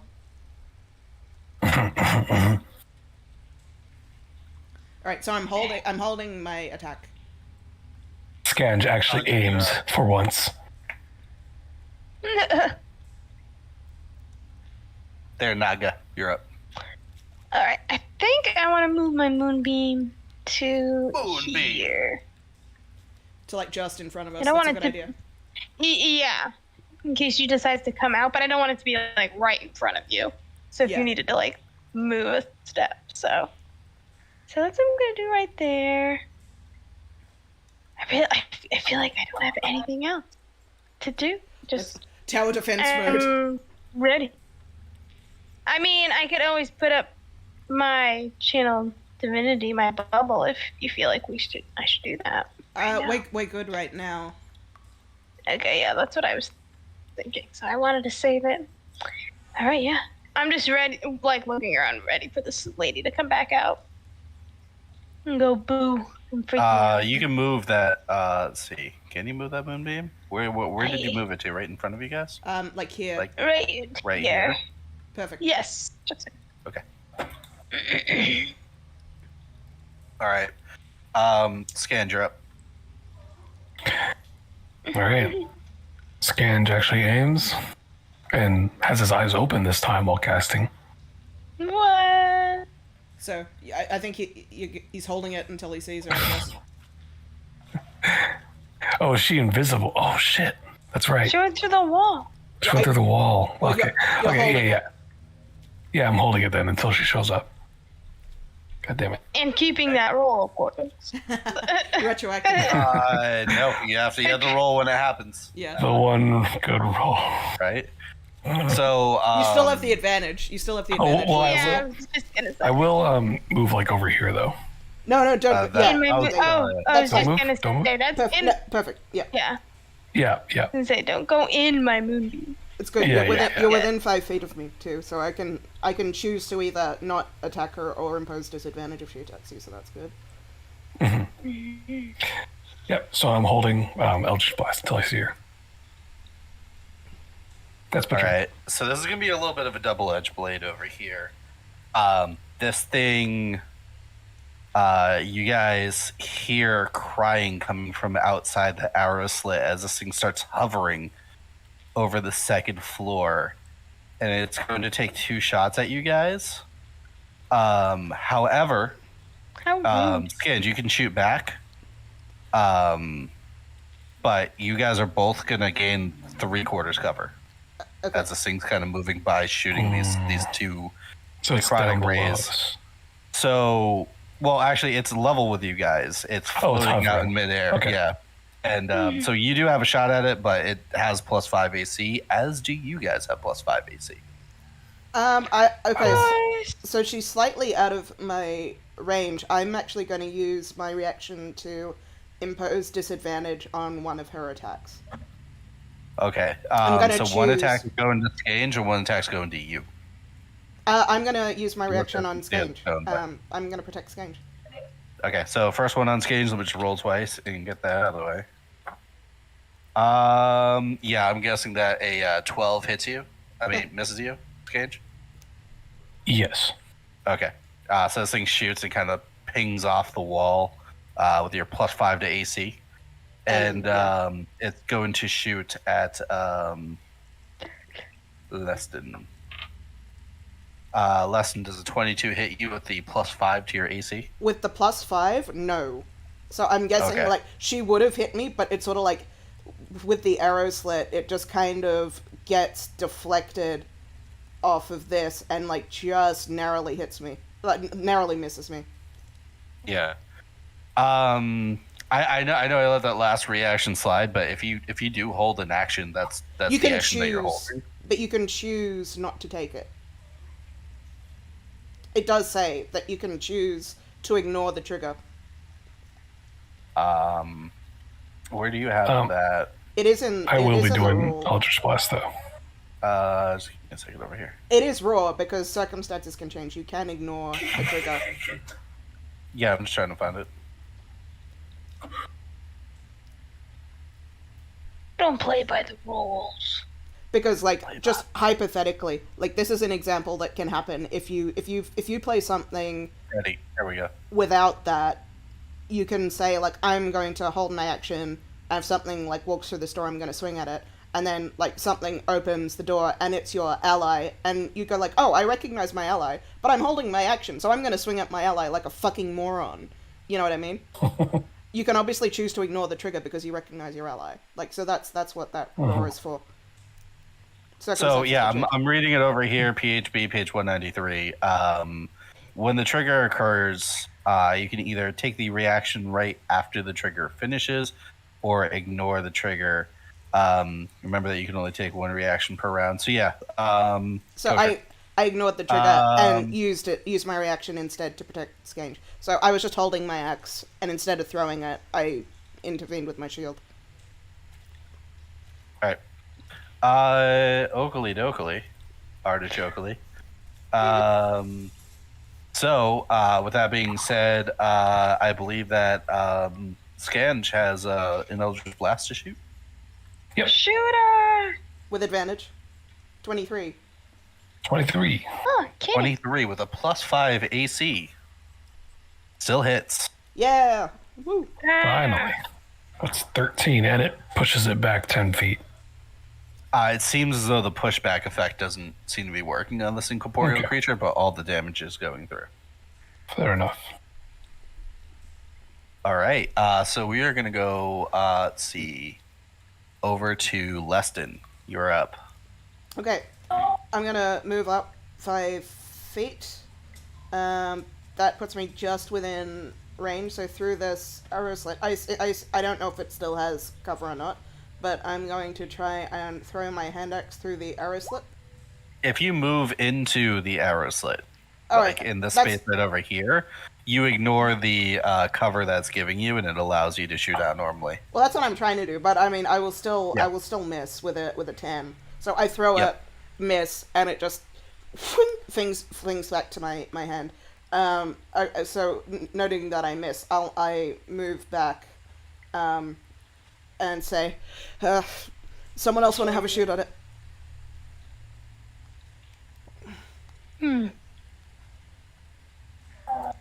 Thornaga, you're up. Okay. Am I able to move the moonbeam through all the wall? I don't see why not. Okay. As long as it doesn't end up inside the wall. No. Because I wanted to go over here on top. Yeah. Or like right here, I guess would be. So you wanna center it like here? Yeah. All right. So I'm gonna make a con save. And is it an action or a bonus action to move that? I think that this one actually might hit. Does a 14 beat your save? My save is 12. Oh, okay, yeah. It's Then we'll do half damage. It's an action to move the beam. Okay. Yeah. All right, Okay, so give me get some my damage. Say it. An even 6. Because that's half. All right. This thing is definitely taking some damage. and I was gonna taking say it. we're chipping at it. A bonus action, or are we going to Skange? You can go to the Skange. I'm good where I am. All right, Skange, you're up. Because I think Shooting it again. is a concentration. Shooting. As well. That's 15. Shooting. Are you moving into the arrow slit to fly out without? bonus? Oh, will that change? Yeah, it won't have cover if you. Yeah. Oh, definitely then, yeah.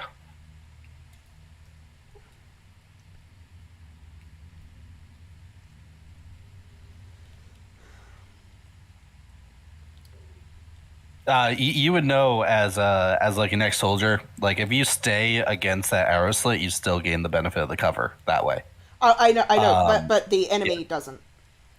Yeah, the enemy doesn't. So, you still have the advantageous spot. The only thing that they can do is like move up to that arrow slit and try to hit you, but still, Yeah. no matter what, you are on the wrong side of it, or they're on the wrong side of it. So they'll always Precisely. That's give why they you the exist. +5.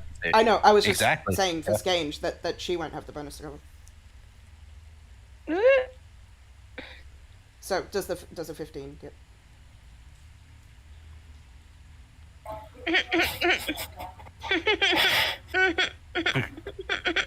Oh, it's a fucking gif. It's so Makes me good. happy. Oh, it's a little skin. 15, so that does hit. Sorry, I was focusing on the little skange falling over. This art is fucking blowing up. So good. So yeah, that's another 11 damage. You're starting to hit with these. You're finally getting your footing, being a little less scared. All right. That's my turn. All right. This thing, seeing that this is clearly not doing too well, is going to. Doing too well. Is it We're doing the start of its turn? It's gotta take the moonbeam damage. It's so weird that it does moonbeam twice a fucking round. I gotta look that up later, but I'm not looking it up now. I'll just is. roll the con save. I'm reading the spell. It's a second level spell. It's Yeah, it's fucking powerful as shit. Please nerf. So that's a soft 20. He's been rolling awesome. So roll damage. We'll cut that now.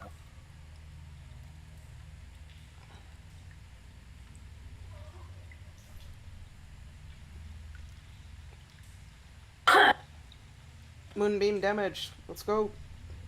Thanaga, Yeah, roll that moonbeam damage. you get it. Holy shit. Boom. Oh wow. Okay. Yeah. Die.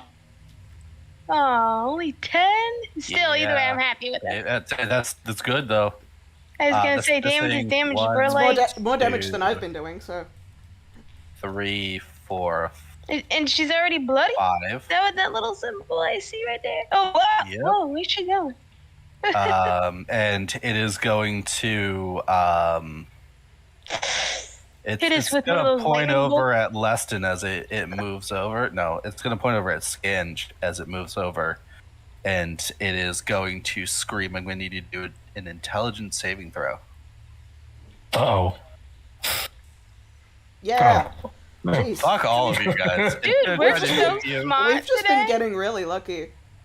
It's going to try to shoot you. Because you are in the nook of this arrow slit, I'm going to give you half cover, which is +2 to your AC. Okay. I'm gonna ask- because it's an awkward angle, and you're a small creature. Does a 16 hit you with the +2 AC? So that's that would match, so yes. Okay, so this thing's still able to hit you. That is going to be 12 necrotic damage. Of my youth. Yeah, you feel you. It shoots you, and there's just like a spot that starts shriveling on you. Man, I really gotta start giving these guys minions. You guys are killing it. So we're gonna go over to Leston. Hey, Well, there's only 3 I of knew us. we could do it. All right. Yeah, right. Who needs a whole party? We've just been getting I said- unfathomably You don't need Who lucky. needs a whole party? Right. Not us. We are the whole party. Everybody else is just dead weight. I'm gonna take a running Oh, jump. Oh man, I Oh, no. actually kicked him off the server too. Oh no! All right, I'm gonna take a running no. jump over the ball bearings, which I think with my strength I can do. I think I can jump 5 feet with my strength. I'm pretty strong. Pretty strong. I think Yeah, so. you just gotta do an athletics check. We're gonna say athletics check of 8.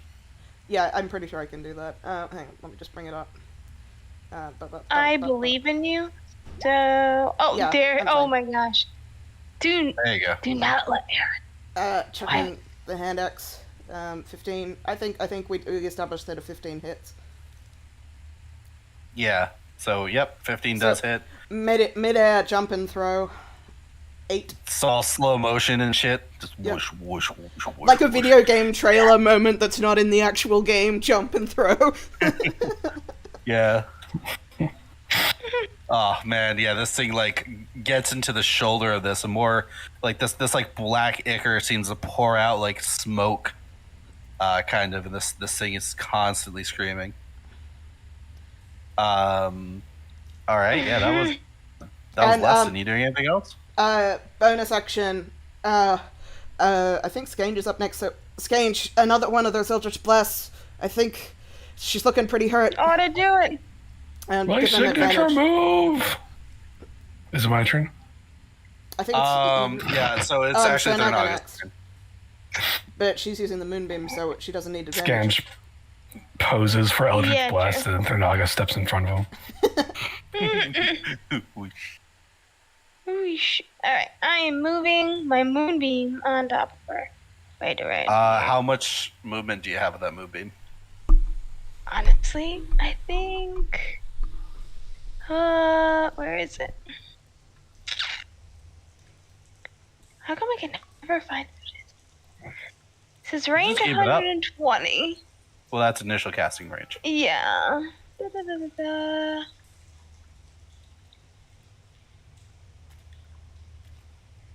60 feet. Up to 60 feet. Okay, yeah. Yeah. Fuck me. That's fucking overpowered. Super balls ass spell. This is gonna move it over here. That's good. And I haven't even used my bubble. Yeah, that's Right? perfect right there. This is revenge for your moonbeam that did nothing. in Yes. the fucking- I know, Yeah. right? Yes. This is we're title this Revenge of the Moonbeam. Revenge please. of the moonbeam. Revenge of the Moonbeam. Fuck that Moonbeam. All right, so this is gonna roll Constitution. I did It terrible might on the fail. damage. It just did 8. Yes. Full Fine. damage. Yes. Take the Take full the 5 damage. 5. I'm like, I hope he fails. How long this does one this because of the- Moonbeam last? It's at least a minute. One It's 10 rounds, and I think 10 that's been rounds. like Yeah. 5 or 6. So And like, yeah. All right. Yeah. I've been trying to keep track. Any more actions there, fucking Moonbeamer? Nah, I'm feeling pretty confident right now. All right, Skange, you're up. Eldritch Blast! yeah. Yeah! You shoot this Eldritch Blast over to this creature, and it seems to hit it square in the rib cage. How do you want to kill this? Yeah. It explodes. Yeah, you shoot it clear in the rib Simplicity cage. of it. Kind of Uh, gets in between all of this, like meat and skeleton and bone and everything, and it just looks up and it screams its final scream. Its eyes and mouth light up like that eldritch force blue, and then the whole thing into like smoky, weird badness, and the only thing that falls to the ground is this like shroud or cloak that this thing had, ravaged by time and obviously molded over. I make my magical cloak flutter in the magical wind. Bonus action. Great shot, kid. That was 1 in a million. that was Don't get cocky, kid.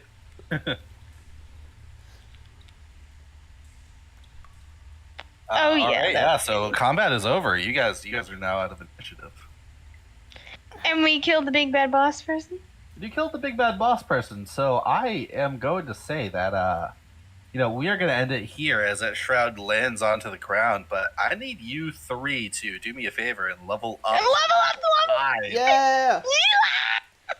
That's Level the reason I 5. have Level 5. double bubble, double bubble, double bubble. So everybody, just do me a favor and roll your hit points now. Oh yeah. And then we'll go. Okay. So what I go down? On a 1, just reroll. Also, why are you rolling a d4? I don't know. I'm Roll- just rolling my hit dice. No, it's a D8. So roll again because that's the wrong dice. Yeah, Wait. roll d8. Yeah, it's weird because it says D8 on my character sheet. It's, I'll just it's roll. fucked. I'll just roll D8. Yeah, That's a there bit you more go. like it. Perfect. So add your con to that, and then add that to your sheet. Oh, I didn't realize I had such a high constitution. Yo. I feel like every time we've leveled up, I have rolled max What is it? hit die There we go. for my And health. Leston, also don't forget about your toughness. 'Cause I believe yeah. you have that, right? Yeah. So I'll make sure that I add in my extra 2 hit points on top of that. All right, and then next session we'll open up with bragging about the new stuff that you guys have access to. Double That bubble. the other 2 lamos aren't gonna get Those until you guys lamos. walk out of that dungeon. That's right. So Which will be the currently, beginning. as I'm playing it, if you have any new spell slots, add them, and you have access to them right now. If you have any new spells, add them. You have access to them right now. Woo! And extra attacks, so all of your feats and abilities go on to that. If you any hit points that you just gained, if you're down any hit points, keep that number. But like, you can Add the new that. ones onto it. Yeah, add the new ones onto your total hit points and onto your current hit points. So, like, if you were down, like, let's say if you were 35 out of 42 and you just gained, like, 7 hit points, now you're 42 out of 49. Heck yeah. Of course, I didn't get hit at all. I got the hit at one time, but I still had temporary hit points, so I was just like, Yeah. I feel like I never get hit. So what was Never it? did damage. I think I was 27 out of 44, so that's... So wait, what's 44? Oh. Ah, fuck. 44 plus what? 8? Yeah, so 44 plus 8 Boy. is 52. 52. Yeah, so, but I'm just trying to say, what's the difference between 27 and 44? 1, 2, 3, 4, 5, 6, 7, 8, 9, 10, 11, Well, 12, yeah, you're just going to be adding 8, so you're going to be at 35 Right, there we go. out of... With 5 temporary hit points. Okay, there we go. All good.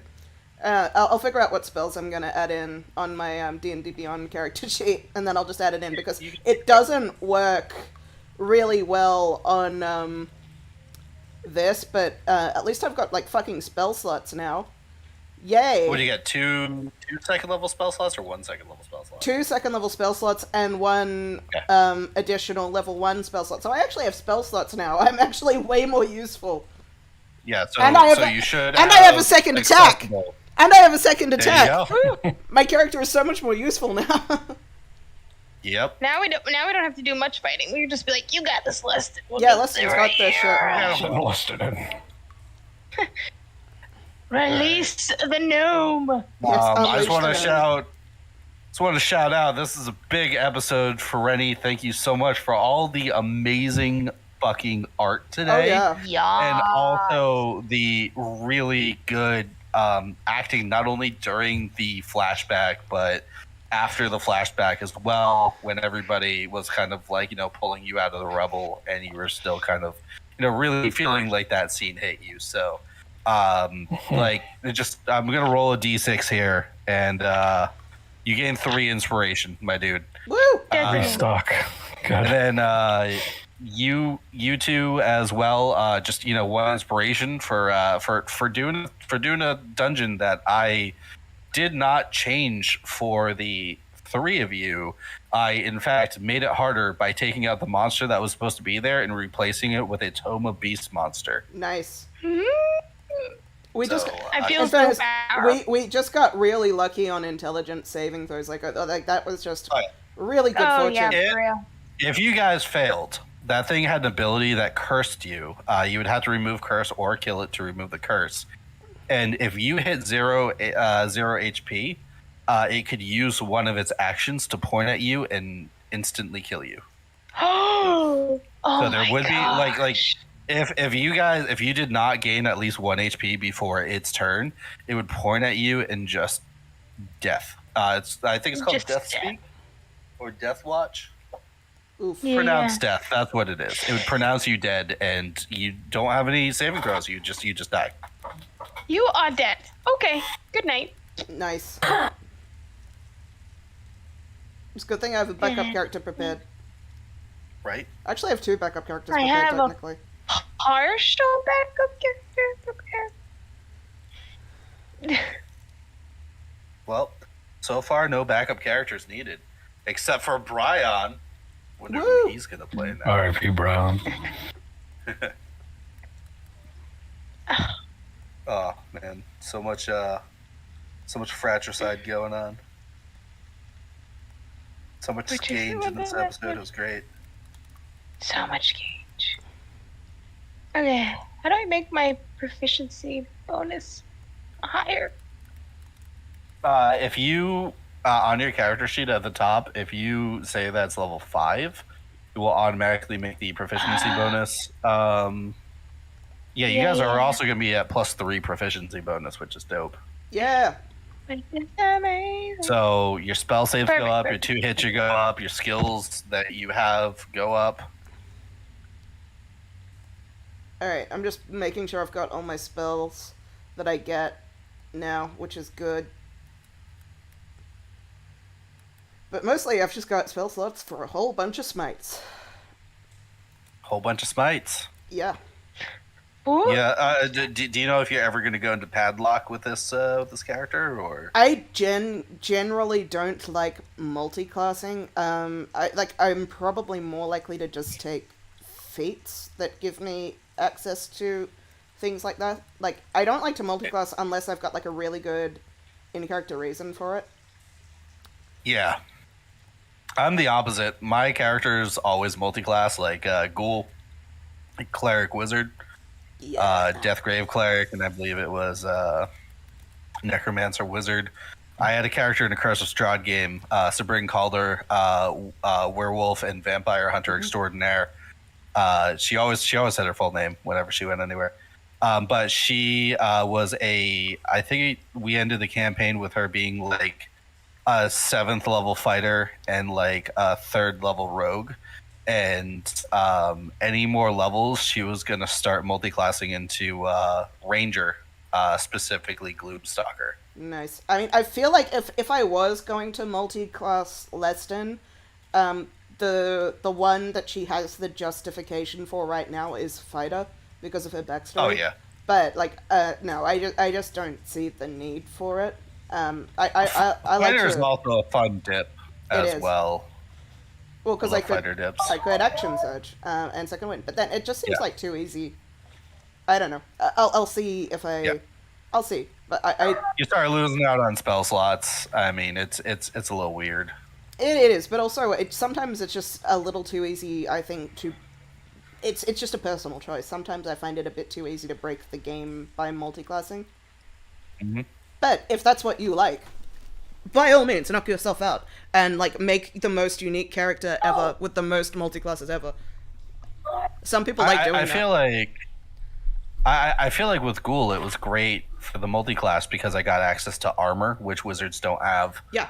And I got access to some healing abilities, but wizards don't have. also I don't think I've ever seen a wizard cleric before. Like, that's not Yeah. a particularly common multi-class. nope, not at all. But I also lost out on higher level spell slots. Like Drampton in that campaign is like a 5th level caster now, and Yeah. like I have 5th level spell slots, but I cannot use 5th level wizard spells. Yeah, and So I can only up level my my spells currently, and it also kind which of I always do anyway. And it also kind of surprised me too, because I was thinking like, oh yeah, Ghoul's a cleric. Like I can throw things at you guys that will kill you because he's a cleric, and you guys are like 7th level. You guys have got like Revivify. No, you don't.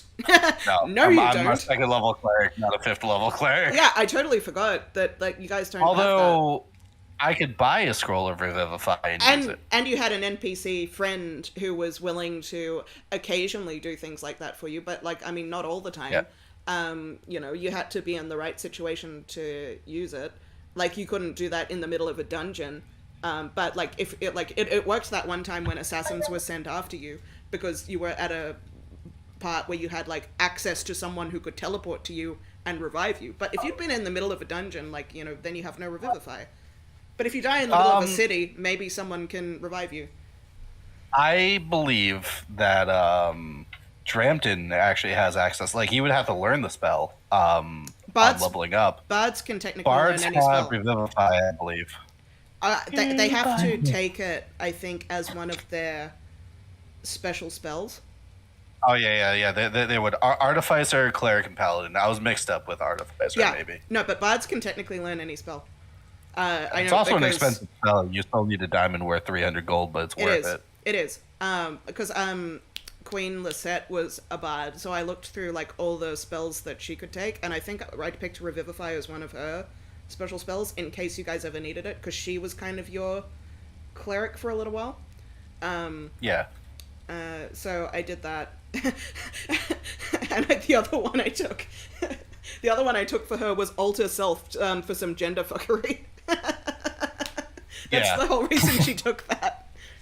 That was interesting with our paladin there. Yeah. Very. Fun times. It definitely set the dynamic. A really unique, fun dynamic, I think. Yeah, and sometimes the queen just becomes a dude. I mean, what you gonna do about it? Right? Like, our paladin wanted to marry the princess to become the queen, but our paladin was gay. But Yeah. our princess took Alter Self to just become a dude. So like it's a little fun drawing over those borders. She really wanted to make it work. I mean, like, he's her only friend. What are you gonna do? Side note, because I know that Leah has to leave soon. Are we still on for tomorrow? Yeah, I don't have to leave anytime soon. I don't have to work in the morning. Okay. So like, you want me at like 11 or 11:30? Yeah, that sounds good. Go. I'm sorry. I can't seem to drag any of these things because I'm like, I don't have to type out these spells anymore. I can just like drag them. But What spell are you trying to type out? Are you on the right page of your character sheet? Because if you're in the window, like I'm currently on my spell compendium, so I just click the I and I drag them over onto my character sheet, and it's working for me. What spell are you trying to add? Lehman's Tiny Hut. Because that's what I also get when I hit level 5. Is that like a class spell or something? It's a domain spell, Twilight domain spell. Right. That's So like I get like Misty Step always prepared, so I had to add that in, which is cool. I can actually have some movement now, which is nice. Misty Step's a great spell, and I get They hold really person. just- Oh yeah. I get hold person. Woo! That's a great All right, spell. I'll put Tiny Hut there. Thank you. I don't know why it won't let me drag. Is it because that I have it like as a separate window? Yes, And that's not just exactly right. okay. You know, if 'Cause you I led can't- with that, we would have told you right away. Sorry. Well, I just kept like I can't have it the other way because then I feel like I can't actually see anything on my screen. But with this, at least I can minimize it and like make it go away. Yeah. All right. Now I get to pick like other Well, spells. GG everybody. I will catch you all later. Some of you tomorrow, some of you Monday, some of you Thursday. Never. So, peace out, and if you have any questions, just PM me. No worries. Gotcha. All right. See you guys. Peace.